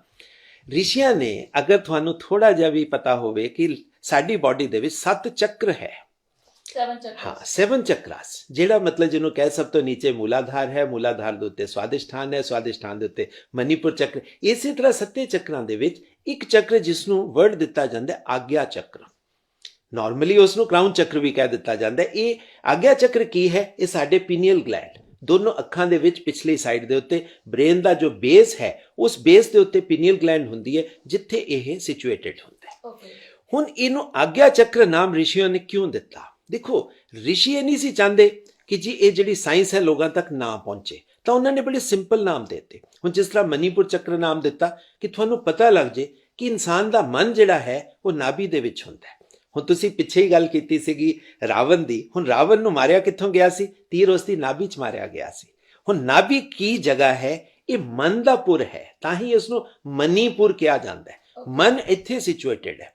ਔਰ ਅਗਰ ਤੁਸੀਂ ਪੁਰਾਣੀ ਤੁਸੀਂ ਇਹ ਵੀ ਕਹਿਣਾ ਚਾਹ ਰਹੇ ਹੋ ਕਿ ਜਿਵੇਂ ਰਾਵਣ ਦਾ ਜਿਹੜਾ ਮਤਲਬ ਇੱਕ ਸ਼ਾਪਿਤ ਪੁਆਇੰਟ ਕਹਿ ਲਓ ਕੁਝ ਵੀ, ਕਿ ਨਾਭੀ ਤੇ ਤੀਰ ਮਾਰੇ ਉਹਨਾਂ ਦੀ ਜਾਨ ਨਿਕਲੀ ਸੀ, ਅਦਰਵਾਈਜ਼ ਉਹਨਾਂ ਦੀ ਜਾਨ ਨਹੀਂ ਸਕਦੀ। ਦੱਸਣਾ ਤੁਹਾਨੂੰ ਇਨਸਾਨ ਦੇ ਵੀ ਮਤਲਬ ਮਨ ਦਾ ਕਾਰਕ ਉਹ ਨਾਭੀ ਹੈ, ਨੇਵਲ ਹੈ। ਹੁਣ ਮੈਂ ਤੁਹਾਨੂੰ ਦੱਸ, ਇਹ ਜਿਹੜਾ ਨੇਵਲ ਹੈ, ਕਿਉਂ ਇਸ ਨੂੰ ਮਨੀਪੁਰ ਚੱਕਰ ਕਿਹਾ ਜਾਂਦਾ? ਅਸੀਂ ਇਸ ਨੂੰ ਮੈਡੀਕਲ ਸਾਇੰਸ 'ਚ ਸੋਲਰ ਪਲੈਕਸਿਸ ਕਹਿੰਦੇ ਹਾਂ। ਹੁਣ ਸੋਲਰ ਪਲੈਕਸਿਸ, ਹੁਣ ਸੋਲਰ ਪਲੈਕਸਿਸ ਇਹ ਕੀ ਚੀਜ਼ ਹੈ? ਇੱਥੇ ਸਾਡੀ ਜਿਹਨੂੰ ਕਿਹਾ ਜਾਵੇ ਨਾੜੀਆਂ ਦਾ ਇੱਕ ਤਰੀਕੇ ਦਾ ਗੁੱਛਾ ਬਣਦਾ ਹੈ। ਔਰ ਇੱਥੋਂ ਹੀ ਅਗਰ ਹੁਣ ਤੁਹਾਨੂੰ ਮੈਂ ਇੱਕ ਸਿੰਪਲ ਐਗਜ਼ਾਮਪਲ ਨਾਲ ਸਮਝਾਣਾ, ਹੁਣ ਤੁਸੀਂ ਕਾਰ ਦੇ ਵਿੱਚ ਟਰੈਵਲ ਕਰ ਰਹੇ ਹੋ, ਜਿੱਥੇ ਮਲਟੀਪਲ ਹੰਪ ਆ ਜੇ, ਤੁਸੀਂ ਹੰਪ ਨੂੰ ਦੇਖਿਆ ਨਾ, ਤੁਸੀਂ ਕਾਰ ਨੂੰ ਸਪੀਡ ਤੇ ਕੱਢਤਾ, ਉਸ ਹੰਪ ਤੋਂ ਤੁਹਾਨੂੰ ਕੀ ਹੁੰਦਾ ਹੈ? ਅਗਰ ਤੁਸੀਂ ਧਿਆਨ ਕਰੋਗੇ, ਸਾਰੀ ਤੁਹਾਡੀ ਚੇਤਨਾ ਜਿਹੜੀ ਹੈ ਤੁਹਾਡੀ ਜਿਹਨੂੰ ਕਿ ਨਾਭੀ 'ਚ ਇਕੱਠੀ ਹੋ ਜਾਂਦੀ ਹੈ। ਸੇਮ ਤੁਸੀਂ ਬਾਈ ਏਅਰ ਟਰੈਵਲ ਲੈ ਰਹੇ ਹੋ, ਟਰਬੂਲੈਂਸ ਆਂਦੀ ਹੈ, ਪਲੇਨ ਮਤਲਬ ਪੂਰਾ ਹਿਲ ਰਿਹਾ ਹੈ, ਤੁਹਾਡੀ ਟੋਟਲ ਚੇਤਨਾ ਇੱਥੇ ਆ ਜਾਂਦੀ। ਮੈਜੋਰਿਟੀ ਲੋਕਾਂ ਦੇ ਕੀ ਹੈ, ਤੁਸੀਂ ਦੇਖੋ ਜਿਹਨੂੰ ਕਹੇ ਪੇਟ ਦੇ ਵਿੱਚ ਗੁੜਗੁੜ ਹੋਣੀ ਸ਼ੁਰੂ ਹੋ ਜਾਏਗੀ, ਕਈਆਂ ਨੂੰ ਲੂਜ਼ ਮੋਸ਼ਨ ਸ਼ੁਰੂ ਹੋ ਜਾਣਗੇ, ਬੜੇ ਲੋਕ ਵੋਮਿਟ ਕਰ ਦੇਣ। ਇਹ ਸਾਰਾ ਦਾ ਸਾਰਾ ਖੇਲ ਤੁਹਾਡੀ ਚੇਤਨਾ ਦਾ ਹੈ, ਤੁਹਾਡੀ ਕੌਨਸ਼ੀਅਸਨੈਸ ਤੱਕ। ਇਹ ਤੁਹਾਡੀ ਕੌਨਸ਼ੀਅਸਨੈਸ, ਆਤਮਾ ਔਰ ਮਨ ਜਿਹੜੇ ਹੈ ਤੁਹਾਡੇ, ਇਹ ਨਾਭੀ ਦੇ ਵਿੱਚ ਰਿਸਾਈਡ ਕਰਦੇ। ਇਹ ਮਨੀਪੁਰ ਚੱਕਰ ਤੁਹਾਡਾ ਹੈ। ਮਗਰ ਮੈਂ ਜਿਹੜਾ ਤੁਸੀਂ ਉਹ ਗੱਲ ਕਰ ਰਹੇ ਸੀਗੇ ਐਫਰਮੇਸ਼ਨ ਦੀ, ਹਾਂ ਐਫਰਮੇਸ਼ਨ ਦੀ, ਉਹ ਜਿਹੜੀ ਚੀਜ਼ ਹੈ ਉਹ ਆਗਿਆ ਚੱਕਰ ਰਿਸ਼ੀਆਂ ਨੇ ਨਾਮ ਦਿੱਤਾ। ਜੋ ਵੀ ਤੁਸੀਂ ਬੋਲਦੇ ਹੋ, ਜੋ ਵੀ ਤੁਸੀਂ ਸੁਣਦੇ ਹੋ, ਜੋ ਵੀ ਤੁਸੀਂ ਸਮਝਣ ਦੀ ਕੋਸ਼ਿਸ਼ ਕਰਦੇ ਹੋ, ਉਹ ਜਿਹੜੇ ਇਨਫਲੂਐਂਸਸ ਹੈ, ਉਹ ਇਨਫਲੂਐਂਸਸ ਤੁਹਾਡਾ ਆਗਿਆ ਚੱਕਰ ਲੈਂਦਾ ਹੈ। ਹੁਣ ਕਈ ਬੰਦੇ, ਤੁਸੀਂ ਇਹ ਦੇਖੋ, ਹੁਣ ਕਈ ਬੰਦਿਆਂ ਨੂੰ ਦੁੱਖ ਦੇ ਵਿੱਚ ਵੀ ਉਹ ਨਾ ਖੁਸ਼ ਹੁੰਦੇ ਆ, ਆਪਣੇ ਆਪ ਨੂੰ ਬਾਰ-ਬਾਰ ਕਹਿਣਗੇ ਮੈਂ ਤਾਂ ਜੀ ਬਹੁਤ ਬਿਮਾਰ ਹਾਂ, ਮੇਰੇ ਤਾਂ ਜੀ 4 ਆਪਰੇਸ਼ਨ ਹੋਏ, ਮੈਂ ਤਾਂ ਜੀ, ਮਤਲਬ ਉਹ ਆਪਣੀ ਬਿਮਾਰੀ ਨੂੰ ਵੀ ਗਲੋਰੀਫਾਈ ਕਰਦੇ ਆ। ਹੁਣ ਤੁਸੀਂ ਬਿਮਾਰੀ ਬਾਰੇ ਗੱਲ ਕਰੋਗੇ, ਤੁਹਾਡੇ ਆਗਿਆ ਚੱਕਰੋਂ ਗੱਲਾਂ ਸੁਣ ਰਿਹਾ ਹੈ, ਤਾਂ ਤੁਹਾਡੀ ਬਾਡੀ ਦੇ ਵਿੱਚ ਉਸ ਦੇ ਅਕੋਰਡਿੰਗਲੀ ਹਾਰਮੋਨ ਜਿਹੜੇ ਹੈ ਸਿਕ੍ਰੀਟ ਹੋਣੇ ਸ਼ੁਰੂ ਹੋ ਜਾਣਗੇ, ਕਿਉਂਕਿ ਆਗਿਆ ਚੱਕਰ ਦੀ ਪੋਜੀਸ਼ਨ ਮੈਡੀਕਲੀ ਪੀਨੀਅਲ ਗਲੈਂਡ ਹੈ, ਔਰ ਪੀਨੀਅਲ ਗਲੈਂਡ ਤੋਂ ਤੁਹਾਡੇ ਬਾਡੀ ਦੇ ਵੱਡੇ ਹਾਰਮੋਨਸ, ਜਿਹਦੇ ਵਿੱਚ DMT ਆ ਗਿਆ, ਮੈਲਾਟੋਨਿਨ ਆ ਗਿਆ, ਸੈਰੋਟੋਨਿਨ ਆ ਗਿਆ, ਇਹ ਜਿਹੜੇ ਬੜੇ ਹਾਰਮੋਨਸ ਹੈ ਜਿਹੜੇ ਤੁਹਾਨੂੰ ਸਲੀਪ ਦਿੰਦੇ ਹੈ, ਤੁਹਾਨੂੰ ਹੈਪੀਨੈਸ ਦਿੰਦੇ ਹੈ, ਤੁਹਾਨੂੰ ਸ਼ਾਂਤ ਕਰਦੇ, ਇਹ ਬੜੇ ਹਾਰਮੋਨਸ ਜਿਹੜੇ ਹੈ ਇਹ ਤੁਹਾਡੇ ਪੀਨੀਅਲ ਗਲੈਂਡ ਤੋਂ ਰਿਲੀਜ਼ ਹੁੰਦੇ। ਔਰ ਤਾਂ ਬੇਸਿਕਲੀ ਆਪਾਂ ਕਹਿ ਸਕਦੇ ਹਾਂ ਕਿ ਜੋ ਸਾਡਾ ਮਾਈਂਡ ਹੈ ਜਾਂ ਜੋ ਸਾਡੇ ਜੋ ਮਨ ਦੀ ਸਿਚੁਏਸ਼ਨ ਹੈ, ਜਿੱਦਾਂ ਦੀ ਇਹ ਰਹੇਗੀ, ਯੂਨੀਵਰਸ ਸਾਡੇ ਉਸੇ ਅਕੋਰਡਿੰਗਲੀ ਚੱਲੇਗਾ, ਸਾਡੇ ਮਾਈਂਡ ਨੂੰ, ਸਾਡੀ ਲਾਈਫ ਨੂੰ ਉਸੇ ਤਰ੍ਹਾਂ ਟ੍ਰੀਟ ਕਰੇਗਾ। ਹੁਣ ਤੁਸੀਂ ਇਹੀ ਦੇਖੋ, ਹੁਣ ਤੁਸੀਂ ਮੇਰੇ ਕੋਲ ਆਏ ਕਿਉਂਕਿ ਮੈਂ ਸਪਿਰਿਚੁਅਲ ਆਦਮੀ ਹਾਂ, ਤੁਹਾਡੇ ਕੁਐਸਚਨਸ ਆਟੋਮੈਟਿਕਲੀ ਸਪਿਰਿਚੁਅਲਿਟੀ ਵੱਲ ਨੂੰ ਤੁਰ ਪਏ। ਇਹੀ ਤੁਸੀਂ ਕਿਸੇ ਪੋਲੀਟੀਸ਼ੀਅਨ ਜਾਂ ਕਿਸੇ ਪੁਲਿਸ ਆਫੀਸਰ ਕੋਲ ਜਾਓਗੇ, ਤੁਹਾਡੇ ਕੁਐਸਚਨਸ ਆਟੋਮੈਟਿਕਲੀ ਡਿਫਰੈਂਟ ਹੋ ਜਾਣਗੇ। ਇਹ ਜਿਹੜਾ ਹੈ ਇਹ ਆਗਿਆ ਚੱਕਰ ਦਾ ਖੇਲ ਹੈ, ਕਿਉਂਕਿ ਆਗਿਆ ਚੱਕਰ ਸਾਡੀ ਜੋ ਅਸੀਂ ਕਹਿ ਰਹੇ ਉਸ ਨੂੰ ਸੁਣ ਰਿਹਾ। ਤਾਂ ਹੀ ਕਿਹਾ ਜਾਂਦਾ ਸਵੇਰੇ ਉੱਠ ਕੇ ਤੁਸੀਂ ਪੋਜ਼ਿਟਿਵ ਐਫਰਮੇਸ਼ਨਸ ਦਿਓ, ਲੋਕਾਂ ਨਾਲ ਅੱਛੀਆਂ ਗੱਲਾਂ ਕਰੋ, ਅੱਛੇ ਵਿਚਾਰ ਲਿਖੋ, ਅੱਛੇ ਵਿਚਾਰ। ਸਰ, ਜਿਹੜਾ ਤੁਸੀਂ ਪੋਜ਼ਿਟਿਵ ਐਫਰਮੇਸ਼ਨ ਦੀ ਗੱਲ ਕਰ, ਸਾਡੇ ਦਰਸ਼ਕਾਂ ਨੂੰ ਦੱਸੋ ਉਹ ਪੋਜ਼ਿਟਿਵ ਐਫਰਮੇਸ਼ਨ ਕਿੱਦਾਂ ਦੇ ਹੋਣੇ ਚਾਹੀਦੇ ਨੇ ਜੋ ਉਹਨਾਂ ਦੇ ਦਿਨ ਦੀ ਸ਼ੁਰੂਆਤ ਅੱਛੀ ਹੋਵੇ, ਅਤੇ ਰਾਤ ਜਦੋਂ 12 ਵਜੇ ਤੋਂ ਬਾਅਦ, ਜਦੋਂ ਪੈਰ ਸੌਣ ਤੋਂ ਪਹਿਲੇ ਉਹ ਪਰਮਾਤਮਾ ਦਾ ਸ਼ੁਕਰਗੁਜ਼ਾਰ ਹੋਣ। ਉਹ ਐਫਰਮੇਸ਼ਨ ਤੁਸੀਂ ਸਾਡੇ ਦਰਸ਼ਕਾਂ ਨਾਲ ਸ਼ੇਅਰ ਕਰੋ। ਚਲੋ ਅੱਜ ਤੁਹਾਨੂੰ, ਤੁਹਾਡੇ ਜਿਹੜੇ ਦਰਸ਼ਕ ਹੈ ਉਹਨਾਂ ਵਾਸਤੇ ਇੱਕ ਬੜੇ ਸਿੰਪਲ ਜਿਹੇ ਤਰੀਕੇ ਮੈਂ ਗੱਲਾਂ ਸਮਝਾ ਦਿੰਦਾ। ਇੱਕ ਤਾਂ ਜਿਸ ਟਾਈਮ ਵੀ ਤੁਸੀਂ ਰਾਤ ਨੂੰ ਸੌਣਾ ਹੈ, ਦੇਖੋ ਸੌਣ ਤੋਂ ਪਹਿਲਾਂ ਥੋੜਾ ਜਿਹਾ ਕੋਸ਼ਿਸ਼ ਕਰੋ ਕਿ ਅਗਰ ਤੁਸੀਂ ਪਰਮਾਤਮਾ ਦਾ ਨਾਮ, ਤਾਂ ਦੇਖੋ ਹਰ ਇਨਸਾਨ ਆਪਣੇ ਧਰਮ ਦੇ ਹਿਸਾਬ ਨਾਲ ਲੈਂਦਾ ਹੈ, ਕੋਸ਼ਿਸ਼ ਕਰੋ ਪਰਮਾਤਮਾ ਦਾ ਨਾਮ ਲੈ ਕੇ ਸੋਵੋ, ਮਗਰ ਸੌਣ ਤੋਂ ਪਹਿਲਾਂ ਥੋੜੀ ਜੀ ਇੱਕ ਐਕਸਰਸਾਈਜ਼ ਪ੍ਰਾਣਾਯਾਮ ਦੀ ਕਰ ਲਓ। ਪ੍ਰਾਣਾਯਾਮ ਦਾ ਮਤਲਬ ਕੀ ਹੈ ਕਿ ਤੁਸੀਂ ਆਪਣੇ ਸਾਹਾਂ ਦੇ ਉੱਤੇ ਫੋਕਸ ਕਰਨਾ ਸ਼ੁਰੂ ਕਰੋ ਕਿ ਤੁਹਾਡਾ ਸਾਹ ਕਿਸ ਤਰ੍ਹਾਂ ਆ ਰਿਹਾ ਹੈ, ਕਿਸ ਤਰ੍ਹਾਂ ਜਾ ਰਿਹਾ ਹੈ। ਇਹਦੇ 'ਚ ਕੋਈ ਬਹੁਤ ਡੀਪ ਮੈਡੀਟੇਸ਼ਨ 'ਚ ਜਾਣ ਦੀ ਜ਼ਰੂਰਤ ਨਹੀਂ। ਹੁਣ ਤੁਸੀਂ ਲੇਟ ਗਏ, ਤੁਹਾਡਾ ਸਰੀਰ ਸ਼ਵ ਆਸਨ ਦੇ ਵਿੱਚ ਆ ਗਿਆ, ਬਹੁਤਾ ਵੱਡਾ ਕਦੇ ਪਿੱਲੋ ਨਾ ਲਓ, ਸਰੀਰ ਬਿਲਕੁਲ ਸਿੱਧਾ ਰੱਖੋ, ਔਰ ਤੁਸੀਂ ਆਪਣੀ ਬਰੀਥਿੰਗ ਨੂੰ ਦੇਖਣਾ ਸ਼ੁਰੂ ਕਰੋ ਕਿ ਕਿਸ ਤਰ੍ਹਾਂ ਤੁਹਾਡਾ ਸਾਹ ਤੁਹਾਡੇ ਨੱਕ ਦੇ ਵਿੱਚ ਜਾ ਰਿਹਾ ਹੈ, ਕਿਸ ਤਰ੍ਹਾਂ ਤੁਹਾਡੇ ਅੰਦਰ ਜਾ ਰਿਹਾ ਹੈ, ਔਰ ਅੰਦਰ ਤੱਕ ਕਿੱਥੇ ਤੱਕ ਟਰੈਵਲ ਲੈ ਰਿਹਾ ਹੈ। ਜਦੋਂ ਤੁਸੀਂ ਸਾਹਾਂ ਨੂੰ ਦੇਖਣਾ ਸ਼ੁਰੂ ਕਰ ਲਓਗੇ, ਤੁਹਾਨੂੰ ਆਪਣੇ ਆਪ ਮਹਿਸੂਸ ਹੋਏਗਾ ਕਿ ਤੁਹਾਡੀ ਜਿਹੜੀ ਹਾਰਟ ਬੀਟ ਹੈ ਘਟਣੀ ਸ਼ੁਰੂ ਹੋ ਜਾਏਗੀ, ਮਤਲਬ ਜਿਹਨੂੰ ਸ਼ੈਲੋ ਹੁੰਦੀ ਜਾਏਗੀ, ਔਰ ਹੌਲੀ ਹੌਲੀ ਤੁਹਾਨੂੰ ਨੀਂਦ ਆਣੀ ਸ਼ੁਰੂ ਹੋ ਜਾਏਗੀ। ਔਰ ਅਗਰ ਤੁਹਾਨੂੰ ਜਿਹਨੂੰ ਕਹਿ ਜਾਵੇ ਤੁਸੀਂ ਇੰਨਾ ਅਵੇਅਰਨੈਸ ਰੱਖ ਸਕੋ ਕਿ ਨੀਂਦ ਨੂੰ ਆਂਦੇ ਹੋਏ ਦੇਖ ਸਕੋ, ਔਰ ਉਸੇ ਪੋਜੀਸ਼ਨ ਦੇ ਵਿੱਚ ਤੁਸੀਂ ਸੋ ਜਾਓ। ਅੱਛਾ, ਹੁਣ ਸੌਣ ਦੀ ਵੀ ਥੋੜਾ ਜਿਹਾ ਮੈਂ ਤੁਹਾਨੂੰ ਮੈਡੀਕਲ ਟਿਪਸ ਔਰ ਪਲੱਸ ਐਸਟ੍ਰੋਲੋਜੀਕਲ ਟਿਪਸ ਇਕੱਠੇ ਹੋ ਜਾਣਗੇ। ਸੋਨਾ ਆਦਮੀ ਨੂੰ ਕਿਸ ਤਰ੍ਹਾਂ, ਮੈਜੋਰਿਟੀ ਟਾਈਮ ਤੁਹਾਨੂੰ ਸਿੱਧਾ ਲੇਟਣਾ ਚਾਹੀਦਾ ਹੈ। ਸੈਕਿੰਡ ਜਿਹਨੂੰ ਕਹਿ ਜਾਵੇ ਪ੍ਰੈਫਰੇਬਲ ਪੋਜੀਸ਼ਨ ਹੈ ਕਿ ਤੁਸੀਂ ਆਪਣੇ ਲੈਫਟ ਸਾਈਡ ਦੇ ਉੱਤੇ, ਮਤਲਬ ਜਿਹੜਾ ਹੈ ਕਿ ਤੁਸੀਂ ਆਓ, ਰਾਈਟ ਸਾਈਡ ਦੇ ਉੱਤੇ ਤੁਸੀਂ ਬਹੁਤ ਘੱਟ ਜਾਓ। ਕਿਉਂ? ਇਹਦੇ ਪਿੱਛੇ ਵੀ ਕਾਰਨ ਹੈ। ਅਗਰ ਤੁਸੀਂ ਜਿਹਨੂੰ ਕਹਿ ਜਾਵੇ ਰਾਈਟ ਸਾਈਡ ਦੇ ਉੱਤੇ ਜਾਓਗੇ, ਤੁਹਾਡੇ ਬਾਡੀ ਦੇ ਜਿਹੜਾ ਇੰਟਰਨਲ ਸਿਸਟਮ ਹੈ, ਜਿਹੜਾ ਸਰਕੂਲੇਸ਼ਨ ਸਾਡੀ ਬਾਡੀ ਦੇ ਵਿੱਚ ਚੱਲ ਰਹੀ ਹੈ, ਕੱਲਾ ਬਲੱਡ ਸਰਕੂਲੇਸ਼ਨ ਨਹੀਂ ਹੈ, ਸਾਡਾ ਲਿੰਫ ਵੀ ਟਰੈਵਲ ਕਰ ਰਿਹਾ ਹੈ, ਸਾਡੇ ਹਾਰਮੋਨਸ ਵੀ ਟਰੈਵਲ, ਇਹ ਟੋਟਲ ਜਿਹਨੂੰ ਕਹਿ ਜਾਵੇ ਤੁਹਾਡਾ ਜਿੰਨੀ ਬਾਡੀ ਦੀ ਸਰਕੂਲੇਸ਼ਨ ਹੈ, ਇਹ ਸਟ੍ਰੈਸ ਦੇ ਵਿੱਚ ਆਉਂਦੀ ਹੈ। ਲੈਫਟ ਸਾਈਡ ਦੇ ਉੱਤੇ, ਹਾਰਟ ਦੇ ਉੱਤੇ ਮਿਨੀਮਮ ਪ੍ਰੈਸ਼ਰ ਜਾਂਦਾ ਹੈ, ਸੋ ਨੀਂਦ ਵੀ ਬੈਟਰ ਆਉਂਦੀ ਹੈ, ਤੁਹਾਡੀ ਬਾਡੀ ਦੀ ਸਰਕੂਲੇਸ਼ਨ ਵੀ, ਔਰ ਬਾਡੀ ਨੂੰ ਸਟ੍ਰੈਸ ਨਹੀਂ ਫੀਲ ਹੁੰਦਾ। ਔਰ ਇੱਥੇ ਅਗਰ ਤੁਸੀਂ ਹੋਰ ਇੱਕ ਚੀਜ਼ ਵਧੀਆ ਕਰ ਸਕਦੇ ਹੋ, ਜਿਹੜੇ ਵੀ ਬੰਦੇ ਥੋੜਾ ਅੱਛੇ ਤਰੀਕੇ ਤੇ ਲਾਈਫ ਨੂੰ ਜੀਣਾ ਚਾਹੁੰਦੇ, ਸਵੇਰੇ ਤੁਸੀਂ ਖੁਸ਼ ਉੱਠਣਾ ਚਾਹੁੰਦੇ ਹੋ, ਹੈਪੀਨੈਸ ਨਾਲ ਉੱਠਣਾ ਚਾਹੁੰਦੇ ਹੋ, ਤੁਹਾਨੂੰ ਇੱਕ ਛੋਟਾ ਜਿਹਾ ਟਿਪ ਦੇ ਦਿੰਦਾ। ਇੱਕ ਛੋਟਾ ਪਿੱਲੋ ਲਓ, ਉਸ ਨੂੰ ਰਾਤ ਦੇ ਆਪਣੀ ਲੈਫਟ ਆਰਮਪਿਟ ਦੇ ਵਿੱਚ ਰੱਖ ਕੇ ਸੋ ਜਾਓ। ਬਸ ਇੱਕ ਛੋਟੀ ਜਿਹੀ ਐਕਸਰਸਾਈਜ਼ ਕਰ ਲਈਓ ਕਿ ਆਪਣੀ ਲੈਫਟ ਨੋਸਟ੍ਰਿਲ ਨੂੰ ਬੰਦ ਕਰ ਲਓ, ਲੈਫਟ ਨੋਸਟ੍ਰਿਲ ਨੂੰ ਬੰਦ ਕਰਕੇ ਰਾਈਟ ਨੋਸਟ੍ਰਿਲ ਦੇ ਨਾਲ ਹੀ ਬਰੀਥਿੰਗ ਕਰਨੀ ਸ਼ੁਰੂ ਕਰ ਦਿਓ। ਮਤਲਬ breath in breath out from the same right nostril. ਜਦੋਂ ਤੁਸੀਂ ਇਹ ਕਰੋਗੇ ਔਰ ਲੈਫਟ ਨਾਲ ਮਤਲਬ ਆਰਮਪਿਟ ਦੇ ਵਿੱਚ ਤੁਸੀਂ ਪਿੱਲੋ ਰੱਖ ਕੇ ਸਵੇਰੇ ਜਦੋਂ ਤੁਸੀਂ ਉੱਠੋਗੇ, ਇਹ ਤੁਹਾਡੇ ਬਾਡੀ ਦੀ ਇੰਟਰਨਲ ਇੰਜੀਨੀਅਰਿੰਗ ਦੀ ਗੱਲ ਹੈ ਕਿ ਸਵੇਰੇ ਤੁਸੀਂ ਹੈਪੀ ਹੀ ਉੱਠੋਗੇ। ਔਰ ਪਲੱਸ ਜਿਹਨੂੰ ਕਹਿ ਜਾਵੇ ਤੁਹਾਡੀ ਬਾਡੀ ਦੇ ਵਿੱਚ ਨੈਗੇਟਿਵਿਟੀ, ਡਿਪਰੈਸ਼ਨ ਆਟੋਮੈਟਿਕਲੀ ਖਤਮ ਹੋਣ। ਜਿਹੜੇ ਵੀ ਦਰਸ਼ਕ ਹੁਣੇ ਚਾਹੁੰਦੇ ਆ ਕਿ ਲਾਈਫ ਦੇ ਵਿੱਚ ਸਾਡੇ ਹੈਪੀਨੈਸ ਆਵੇ, ਨੈਗੇਟਿਵਿਟੀ ਘਟ ਜਾਏ, ਡਿਪਰੈਸ਼ਨਸ ਘਟ ਜਾਣ, ਉਹ ਇੱਕ ਛੋਟੀ ਜਿਹੀ ਐਕਸਰਸਾਈਜ਼ ਵੈਸੇ ਹੀ ਕਰ ਲਿਆ ਕਰੋ। ਤੁਸੀਂ ਰਾਈਟ ਸਾਈਡ ਦੀ ਬਰੀਥਿੰਗ ਆਪਣੀ ਐਕਟੀਵੇਟ ਕਰ ਲਓ। ਮੈਜੋਰਟੀ ਤੁਸੀਂ ਦੇਖੋਗੇ ਜਿਹੜੇ ਬੰਦੇ ਵੀ ਡਿਪਰੈਸ਼ਨ 'ਚ ਹੈ, ਨੈਗੇਟਿਵ ਗੱਲਾਂ ਕਰਦੇ ਆ, ਉਹਨਾਂ ਦੇ ਲੈਫਟ ਸਾਈਡ ਨੋਸਟ੍ਰਿਲ ਜ਼ਿਆਦਾ ਐਕਟੀਵੇਟਿਡ ਮਿਲੇਗੀ ਤੁਹਾਨੂੰ। 99% ਉਹਨਾਂ ਦੀ ਲੈਫਟ ਨੋਸਟ੍ਰਿਲ, ਸਿਰਫ 1% ਪੋਜ਼ਿਟਿਵ ਮਤਲਬ ਆਏਗਾ। ਇਹ ਚੀਜ਼ ਤੁਸੀਂ ਹੁਣ ਵੀ ਕਰ ਸਕਦੇ ਹੋ। ਅਗਰ ਤੁਸੀਂ ਵੀ ਚੈੱਕ ਕਰੋਗੇ, ਤੁਹਾਡੀ ਹੁਣ ਰਾਈਟ ਸਾਈਡ ਵਰਕ ਕਰਦੀ ਹੋਏਗੀ, ਮਗਰ ਇੱਥੋਂ ਨਿਕਲੋਗੇ ਤੁਸੀਂ ਦੇਖ ਲਓਗੇ ਤੁਹਾਡੀ ਲੈਫਟ ਸਾਈਡ ਵਰਕਿੰਗ ਸ਼ੁਰੂ ਹੋ ਜਾਏਗੀ। ਸਰ ਗੱਲਾਂ ਬਹੁਤ ਸਾਰੀਆਂ ਨੇ, ਠੀਕ ਹੈ, ਇਸ ਟਾਈਮ ਸਾਡੇ ਕੋਲ ਥੋੜਾ, ਗੱਲਾਂ ਬਹੁਤ ਸਾਰੀਆਂ ਨੇ, ਸਵਾਲ ਬਹੁਤ ਨੇ, ਤੇ ਸਰ ਨਾਲ ਗੱਲਾਂ ਕਰਕੇ ਕਿਉਰਿਓਸਿਟੀ ਮੇਰੇ ਹਰ ਚੀਜ਼ ਨੂੰ ਲੈ ਕੇ ਵੱਧਦੀ ਜਾ ਰਹੀ ਹੈ। ਪਰ ਫਿਰ ਵੀ ਜਾਣ ਤੋਂ ਪਹਿਲਾਂ ਮੇਰਾ ਇੱਕ ਸਰ ਪਰਸਨਲ ਸਵਾਲ ਇੱਦਾਂ ਦਾ ਵਾ ਕਿ ਲੋਕੀ ਜੋ ਨੇ ਐਸਟ੍ਰੋਲੋਜੀ, ਠੀਕ ਹੈ, ਜੋਤਿਸ਼ ਪੰਡਿਤ, ਕੁਝ ਅਘੋਰੀ ਵਗੈਰਾ ਕਰਕੇ ਵੀ ਹੁੰਦੇ ਨੇ, ਇਹਨਾਂ ਤੋਂ ਡਰਦੇ ਵੀ ਨੇ, ਔਰ ਲੋਕੀ ਇਸ ਚੀਜ਼ ਨੂੰ ਗਲਤ ਪਾਸੇ ਇਸਤੇਮਾਲ ਵੀ ਕਰਦੇ ਨੇ, ਠੀਕ ਹੈ। ਉਹ ਤੁਹਾਨੂੰ ਪਤਾ ਹੀ ਹੈ ਕਿਸ ਤਰ੍ਹਾਂ ਇਸਤੇਮਾਲ ਕਰਦੇ ਨੇ। ਯੰਗਸਟਰਸ ਦੇ ਵਿੱਚ ਇਹ ਬਹੁਤ ਜ਼ਿਆਦਾ ਹੈ, ਔਰ ਮੁੰਡੇ ਕੁੜੀਆਂ ਵੀ ਬਹੁਤ ਸਾਰੀ ਚੀਜ਼ਾਂ ਕਰਦੀਆਂ ਨੇ। ਉਹ ਗਲਤ ਵਹਿਮਾਂ ਦੇ ਵਿੱਚ ਪੈ ਕੇ ਬਹੁਤ ਮਤਲਬ ਆਪਣੀ ਲਾਈਫ ਨੂੰ ਕਿਤੇ ਨਾ ਕਿਤੇ ਸਪੋਇਲ ਕਰ ਦਿੰਦੇ ਨੇ। ਕਿ ਇਹ ਚੀਜ਼ਾਂ ਕਰਨੀਆਂ ਸਹੀ ਨੇ? ਕਿ ਪਰਮਾਤਮਾ ਇਹ ਦੇਖਦਾ ਵਾ ਕਿ ਹਾਂ ਆਪਾਂ, ਸਾਡਾ ਪਰਪਸ ਕੀ ਹੈ, ਕਿਸੇ ਦੇ ਅਗੇਂਸਟ ਇਹ ਕੰਮ ਕਰਨਾ, ਉਹ ਕਿੰਨਾ ਸਹੀ ਹੈ, ਕਿੰਨਾ ਗਲਤ ਹੈ, ਸਾਡੀ ਲਾਈਫ ਉੱਤੇ ਕੀ ਇੰਪੈਕਟ ਪੈਂਦਾ ਵਾ? ਲੋਕਾਂ ਨੂੰ ਇਹ ਕਰਨਾ ਚਾਹੀਦਾ ਜਾਂ ਨਹੀਂ? ਇਹਦੇ ਬਾਰੇ ਦੱਸੋ। ਦੇਖੋ, ਜਿੱਥੇ ਤੱਕ ਕਰਮਾਂ ਦੀ ਗੱਲ ਹੈ ਜੀ, ਕਰਮ ਇਨਸਾਨ ਦਾ ਸਬਜੈਕਟ ਹੈ, ਪਰਮਾਤਮਾ ਦਾ ਸਬਜੈਕਟ ਹੀ ਨਹੀਂ ਹੈ। ਪਰਮਾਤਮਾ ਤੁਹਾਡੇ ਡੇ ਟੂ ਡੇ ਅਫੇਅਰਸ ਜਾਂ ਤੁਹਾਡੇ ਕਰਮਾਂ ਦੇ ਵਿੱਚ ਇੰਟਰਫੇਅਰ ਨਹੀਂ ਕਰਦਾ। ਨਾ ਪਰਮਾਤਮਾ ਸਾਡੇ ਤੋਂ ਕਦੇ ਖੁਸ਼ ਹੁੰਦਾ, ਨਾ ਪਰਮਾਤਮਾ ਸਾਡੇ ਤੋਂ ਕਦੇ ਨਾਰਾਜ਼ ਹੁੰਦਾ।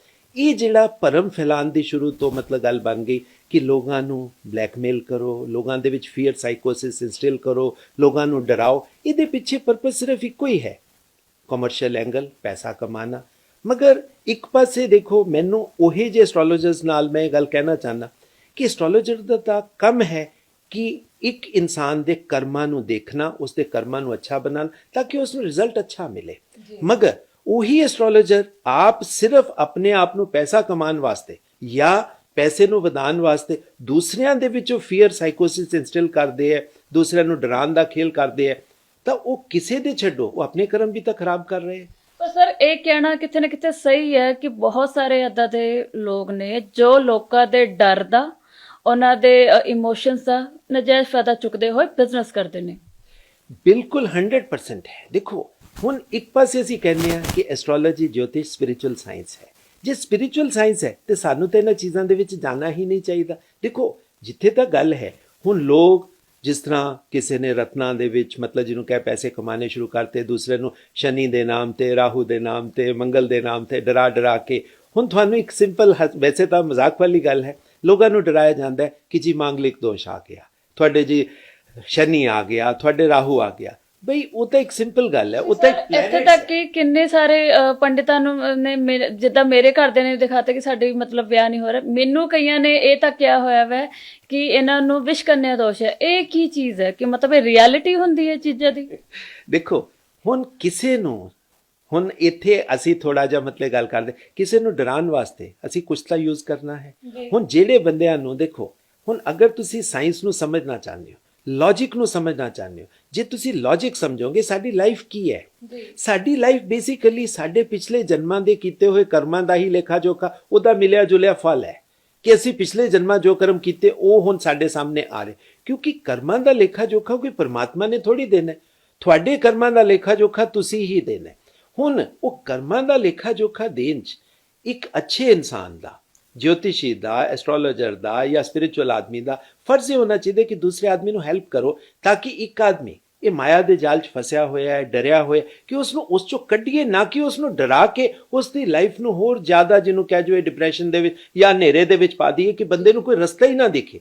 ਕਿਉਂਕਿ ਮੈਨੂੰ ਇਹਨਾਂ ਗੱਲਾਂ ਤੋਂ ਹੀ, ਅਗਰ ਤੁਸੀਂ ਮੇਰੀਆਂ ਵੀਡੀਓਜ਼ ਦੇਖੋਗੇ, ਮੇਰੀ ਵੀਡੀਓਜ਼ ਦੇ ਵਿੱਚ ਇਹ ਗੱਲਾਂ ਕਾਮਨਲੀ ਮਿਲਣਗੀਆਂ, ਕਿਉਂਕਿ ਮੈਂ ਸਭ ਨੂੰ ਕਹਿਣਾ ਕਿ ਜੋਤਿਸ਼ ਜੋਤੀ ਦਾ ਸਬਜੈਕਟ ਹੈ। ਅਸੀਂ ਹਨੇਰਾ ਫੈਲਾਣਾ ਨਹੀਂ ਹੈ, ਅਸੀਂ ਹਨੇਰਾ ਤਾਂ ਖਤਮ ਕਰਨਾ, ਅਸੀਂ ਤਾਂ ਜੋਤੀ ਨੂੰ ਲੈ ਕੇ ਆਣਾ, ਔਰ ਇਹੀ ਜੋਤੀ ਘਰ ਘਰ ਦੇ ਵਿੱਚ ਜਾਵੇ ਤਾਂ ਕਿ ਲੋਕਾਂ ਦੇ ਮਨਾਂ ਦੇ ਡਰ ਖਤਮ ਹੋਣ, ਲੋਕ ਆਪਣੀ ਲਾਈਫ ਨੂੰ ਆਪਣੇ ਆਪ ਸਿੱਖ ਸਕਣ। ਮੇਰੀਆਂ ਵੀਡੀਓਜ਼ ਦੇ ਵਿੱਚ ਤੁਸੀਂ ਦੇਖੋ, ਮੈਂ ਕੋਈ ਨੌਲੇਜ ਨੂੰ ਹਾਈਡ ਨਹੀਂ ਕਰਦਾ, ਮੈਂ ਛੁਪਾਉਂਦਾ ਨਹੀਂ, ਟੋਟਲ ਨੌਲੇਜ ਦੇਣ ਦੀ ਕੋਸ਼ਿਸ਼ ਕਰਦਾ ਤਾਂ ਕਿ ਹਰ ਇਨਸਾਨ ਹੋਰ ਦੂਸਰੇ ਦੀ ਲਾਈਫ ਬਾਰੇ ਜਾਣੇ ਨਾ ਜਾਣੇ, ਆਪਣੇ ਬਾਰੇ ਤਾਂ ਪਹਿਲਾਂ ਜਾਣ ਲਵੇ। ਜੀ, ਤੇ ਸਰ ਜਿੱਦਾਂ ਤੁਸੀਂ ਨੌਲੇਜ ਦੀ ਗੱਲ ਕਰੀ ਤਾਂ ਸਿਰਫ ਆਖਰੀ ਸਵਾਲ ਹੈ ਕਿ ਸਾਨੂੰ ਡਰਨਾ ਚਾਹੀਦਾ ਹੈ ਜਾਂ ਨਹੀਂ, ਲਾਸਟ ਸਵਾਲ। ਦੇਖੋ ਜਿੱਥੇ ਤੱਕ ਗੱਲ ਹੈ, ਜੇ ਡਰ ਨਹੀਂ ਹੋਏਗਾ ਤਾਂ ਤੁਸੀਂ ਅੱਛੇ ਕਰਮ ਨਹੀਂ ਕਰੋਗੇ। ਦੇਖੋ ਆਪਣੇ ਆਪ ਦੇ ਵਿੱਚ ਡਰ ਪੈਦਾ ਕਰੋ ਕਿ ਮੈਂ ਗਲਤ ਕਰਮ ਨਹੀਂ ਕਰਨਾ, ਕਿਉਂਕਿ ਕਰਮ ਇਹੀ ਤੁਹਾਨੂੰ ਸਿਖਾ ਰਹੇ। ਜਿਹੜਾ ਆਪਾਂ ਕਹਿੰਦੇ ਆ ਕਿ ਸਾਨੂੰ ਦੁੱਖ ਮਿਲਿਆ, ਦੁੱਖ ਕਿਉਂ ਮਿਲਿਆ? ਕਿਉਂਕਿ ਪਿੱਛੇ ਅਸੀਂ ਕੋਈ ਗਲਤ ਕਰਮ ਕੀਤਾ, ਹੁਣ ਉਸ ਦਾ ਨਤੀਜਾ ਸਾਨੂੰ ਦੁੱਖ ਮਿਲ ਰਿਹਾ। ਤਾਂ ਉਹ ਜਿਹੜਾ ਡਰ ਹੈ, ਸਾਨੂੰ ਡਰ ਉਹਨਾਂ ਰੱਖਣਾ ਤਾਂ ਕਿ ਅਸੀਂ ਗਲਤ ਕਰਮ ਨਾ ਕਰੀਏ, ਗਲਤ ਕਰਮ ਨਹੀਂ ਕਰਾਂਗੇ ਤਾਂ ਅੱਗੇ ਅੱਛਾ ਰਿਜ਼ਲਟ। ਬੇਸਿਕਲੀ ਆਪਾਂ ਰੱਬ ਤੋਂ ਡਰੀਏ, ਹੋਰ ਕਿਸੇ ਚੀਜ਼ ਤੋਂ ਸਾਨੂੰ ਡਰਨ ਦੀ ਲੋੜ ਨਹੀਂ ਹੈ। ਰੱਬ ਤੋਂ ਵੀ ਡਰਨ ਦੀ ਲੋੜ ਨਹੀਂ। ਹੁਣ ਤੁਸੀਂ ਸਾਡੇ ਦਰਸ਼ਕਾਂ ਨੂੰ ਆਪਣੇ ਇੱਧਰ ਦਾ ਐਡਰੈਸ ਦੱਸ ਦਿਓ ਕਿ ਉਹ ਇਸੇ ਤਰ੍ਹਾਂ ਜਿੱਦਾਂ ਮੈਂ ਤੁਹਾਡੇ ਤੋਂ ਬਹੁਤ ਸਾਰਾ ਗਿਆਨ ਲਿਆ ਅੱਜ, ਤੁਹਾਡੇ ਟਿਪਸ ਜਾਣੇ, ਤੁਹਾਡੀ ਨੌਲੇਜ ਦੇ ਬਾਰੇ ਤੁਸੀਂ ਬਹੁਤ ਅੱਛਾ ਗਾਈਡੈਂਸ ਵੀ ਦਿੱਤਾ ਸਾਨੂੰ। ਸਾਡੇ ਦਰਸ਼ਕਾਂ ਨੂੰ, ਵਿਊਵਰ ਨੂੰ ਵੀ ਦੱਸੋ ਕਿ ਤੁਹਾਡੇ ਕੋਲ ਆਉਣ, ਤੁਹਾਡੇ ਤੋਂ ਅੱਛੀ ਗਾਈਡੈਂਸ ਲੈਣ, ਉਹਨਾਂ ਦੀ ਨੌਲੇਜ ਨੂੰ, ਉਹਨਾਂ ਦੇ ਜਿਹੜਾ ਅੰਧਕਾਰ ਦਾ ਉਹ ਸਾਰਾ ਦੂਰ ਕਰਕੇ ਵਹਿਮਾਂ ਭਰਮਾਂ ਤੋਂ ਸਹੀ ਰਸਤਾ ਦਿਖਾਉਣ ਬਾਰੇ ਤੁਸੀਂ ਆਪਣਾ ਉਹ ਦੱਸੋ।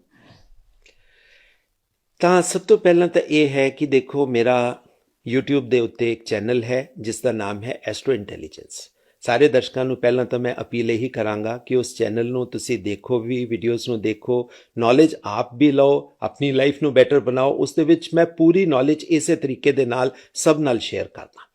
ਔਰ ਦੂਸਰੀ ਗੱਲ ਇਹ ਹੈ ਕਿ ਜਿਹੜੇ ਦਰਸ਼ਕ ਆਪਣੀ ਕੰਸਲਟੇਸ਼ਨ ਸਾਡੇ ਤੋਂ ਲੈਣਾ ਚਾਹੁੰਦੇ ਹੈ ਜਾਂ ਸਾਡੇ ਇੰਸਟੀਚਿਊਟ ਦੇ ਵਿੱਚ ਐਜੂਕੇਸ਼ਨ ਸਾਡੇ ਤੋਂ ਲੈਣਾ ਚਾਹੁੰਦੇ, ਉਸ ਨੂੰ ਕੰਟੈਕਟ ਕਰਨ ਵਾਸਤੇ ਮੇਰਾ ਇੱਕੋ ਹੀ ਫੋਨ ਨੰਬਰ ਹੈ, that is 9881164480। ਉਹ ਫੋਨ ਦੇ ਥਰੂ ਹੀ ਤੁਸੀਂ ਮੇਰੇ ਨਾਲ ਕੰਟੈਕਟ ਕਰ ਸਕਦੇ ਹੋ। ਉਹਦੇ ਨਾਲ ਜਦੋਂ ਤੁਸੀਂ ਫੋਨ ਮਿਲਾਓਗੇ ਤਾਂ ਫੋਨ ਮੇਰੇ ਬੇਟੇ ਨੂੰ ਕਨੈਕਟ ਹੋਏਗਾ, ਮੇਰੇ ਬੇਟੇ ਦੇ ਥਰੂ ਹੀ ਤੁਹਾਡਾ ਕਨੈਕਸ਼ਨ ਮੇਰੇ ਨਾਲ ਬਣੇਗਾ। ਸੋ ਨੌਲੇਜ ਲੈਣੀ ਹੈ ਸਾਡੇ ਐਸਟਰੋ ਇੰਟੈਲੀਜੈਂਸ ਚੈਨਲ ਤੇ ਜਾਓ, ਕੰਸਲਟੇਸ਼ਨ ਲੈਣੀ ਹੈ ਤਾਂ ਤੁਹਾਨੂੰ ਮੇਰੇ ਪਾਸ ਮਤਲਬ ਜਿਹਨੂੰ ਕਹਿ ਜਵੇ ਆਣਾ ਪਏਗਾ। ਉਹ ਅਪਾਇੰਟਮੈਂਟ ਸਿਸਟਮ ਹੈ ਸਾਡਾ, ਉਹ ਅਪਾਇੰਟਮੈਂਟਸ ਤੁਹਾਨੂੰ ਲੈਣੀਆਂ ਹੋਣਗੀਆਂ। ਜਿਨ੍ਹਾਂ ਨੇ ਸਾਡੇ ਤੋਂ ਐਜੂਕੇਸ਼ਨ ਲੈਣਾ ਹੈ ਉਹਦੇ ਲਈ ਸਾਡੇ 2 ਕੋਰਸਿਸ ਹੈ, ਇੱਕ ਹੈ ਬੇਸਿਕ ਕੋਰਸ, ਇੱਕ ਹੈ ਐਡਵਾਂਸਡ ਕੋਰਸ। ਦੋਨੋਂ ਕੋਰਸਿਸ 6 ਮਹੀਨੇ ਦੇ ਹੈ ਔਰ 6 ਮਹੀਨੇ ਦਾ ਬੇਸਿਕ, 6 ਮਹੀਨੇ ਦਾ ਐਡਵਾਂਸ, ਟੋਟਲ ਅਸੀਂ 1 ਸਾਲ ਦਾ ਕੋਰਸ ਸਾਡਾ ਹੈ। ਔਰ 1 ਸਾਲ ਦਾ ਕੋਰਸ ਕਰਕੇ ਤੁਸੀਂ ਐਟਲੀਸਟ ਇੰਨੇ ਕੈਪੇਬਲ ਹੋ ਜਾਂਦੇ ਹੋ ਕਿ ਆਪਣੀਆਂ ਅੰਦਰੂਨੀ ਜਿਹੜੀਆਂ એનર્ਜੀਜ਼ ਹੈ ਉਸ ਨੂੰ ਸਮਝ ਸਕੋ, એનર્ਜੀਜ਼ ਨੂੰ ਬਲੈਂਡ ਕਰ ਸਕੋ, ਬਾਹਰੀ ਦੁਨੀਆ ਤੁਹਾਡੇ ਵਾਸਤੇ ਕੀ ਮਤਲਬ ਜਿਹਨੂੰ ਕਹਿ ਜਾਏ ਹੈ ਉਹ ਸਮਝ ਸਕੋ, ਫਿਊਚਰ 'ਚ ਤੁਸੀਂ ਕੀ ਕਰਨਾ ਹੈ, ਯਾਨੀ ਕਿ ਆਪਣੇ ਲਾਈਫ ਦੇ ਟੋਟਲ ਚੀਜ਼ਾਂ ਨੂੰ ਤੁਸੀਂ ਅੱਛੇ ਤਰੀਕੇ ਨਾਲ ਸਮਝਣ ਦੇ ਲਾਇਕ ਹੋ ਜਾਂਦੇ ਹੋ।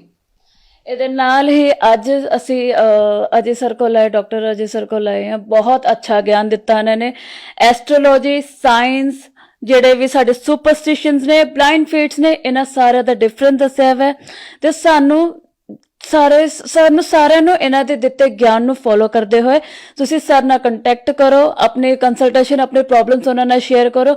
ਉਹ ਤੁਹਾਨੂੰ ਜਲਦ ਤੋਂ ਜਲਦ ਉਸਦੇ ਸਾਰੇ ਰੈਮੇਡੀਜ਼, ਤੁਹਾਡੇ ਸਾਰੇ ਉਪਾਅ ਦੱਸਣਗੇ ਤੇ ਮੇਰੇ ਨਾਲ ਤੁਸੀਂ ਬਣੇ ਰਹੋ। ਮੈਂ ਬਹੁਤ ਜਲਦ ਤੁਹਾਡੇ ਨਾਲ ਹੋਰ ਇੱਦਾਂ ਦੀ ਸ਼ਖਸੀਅਤਾਂ ਨੂੰ ਸਾਹਮਣੇ ਲੈ ਕੇ ਆਵਾਂਗੇ, ਉਹਨਾਂ ਦੀ ਜ਼ਿੰਦਗੀ ਬਾਰੇ, ਉਹਨਾਂ ਦੇ ਪ੍ਰੋਫੈਸ਼ਨ ਬਾਰੇ ਆਪਾਂ ਜਾਣਾਂਗੇ। ਤਦ ਤੱਕ ਤੁਸੀਂ ਮੇਰੇ ਨਾਲ ਜੁੜੇ ਰਹੋ। ਮੈਂ ਅਦਿਤੀ, ਕੈਮਰਾਮੈਨ ਅਮਰਿਤਪਾਲ ਸਿੰਘ ਜੀ ਦੇ ਨਾਲ, ਦੇਸ਼ ਵਿਦੇਸ਼ ਤੋਂ। ਧੰਨਵਾਦ।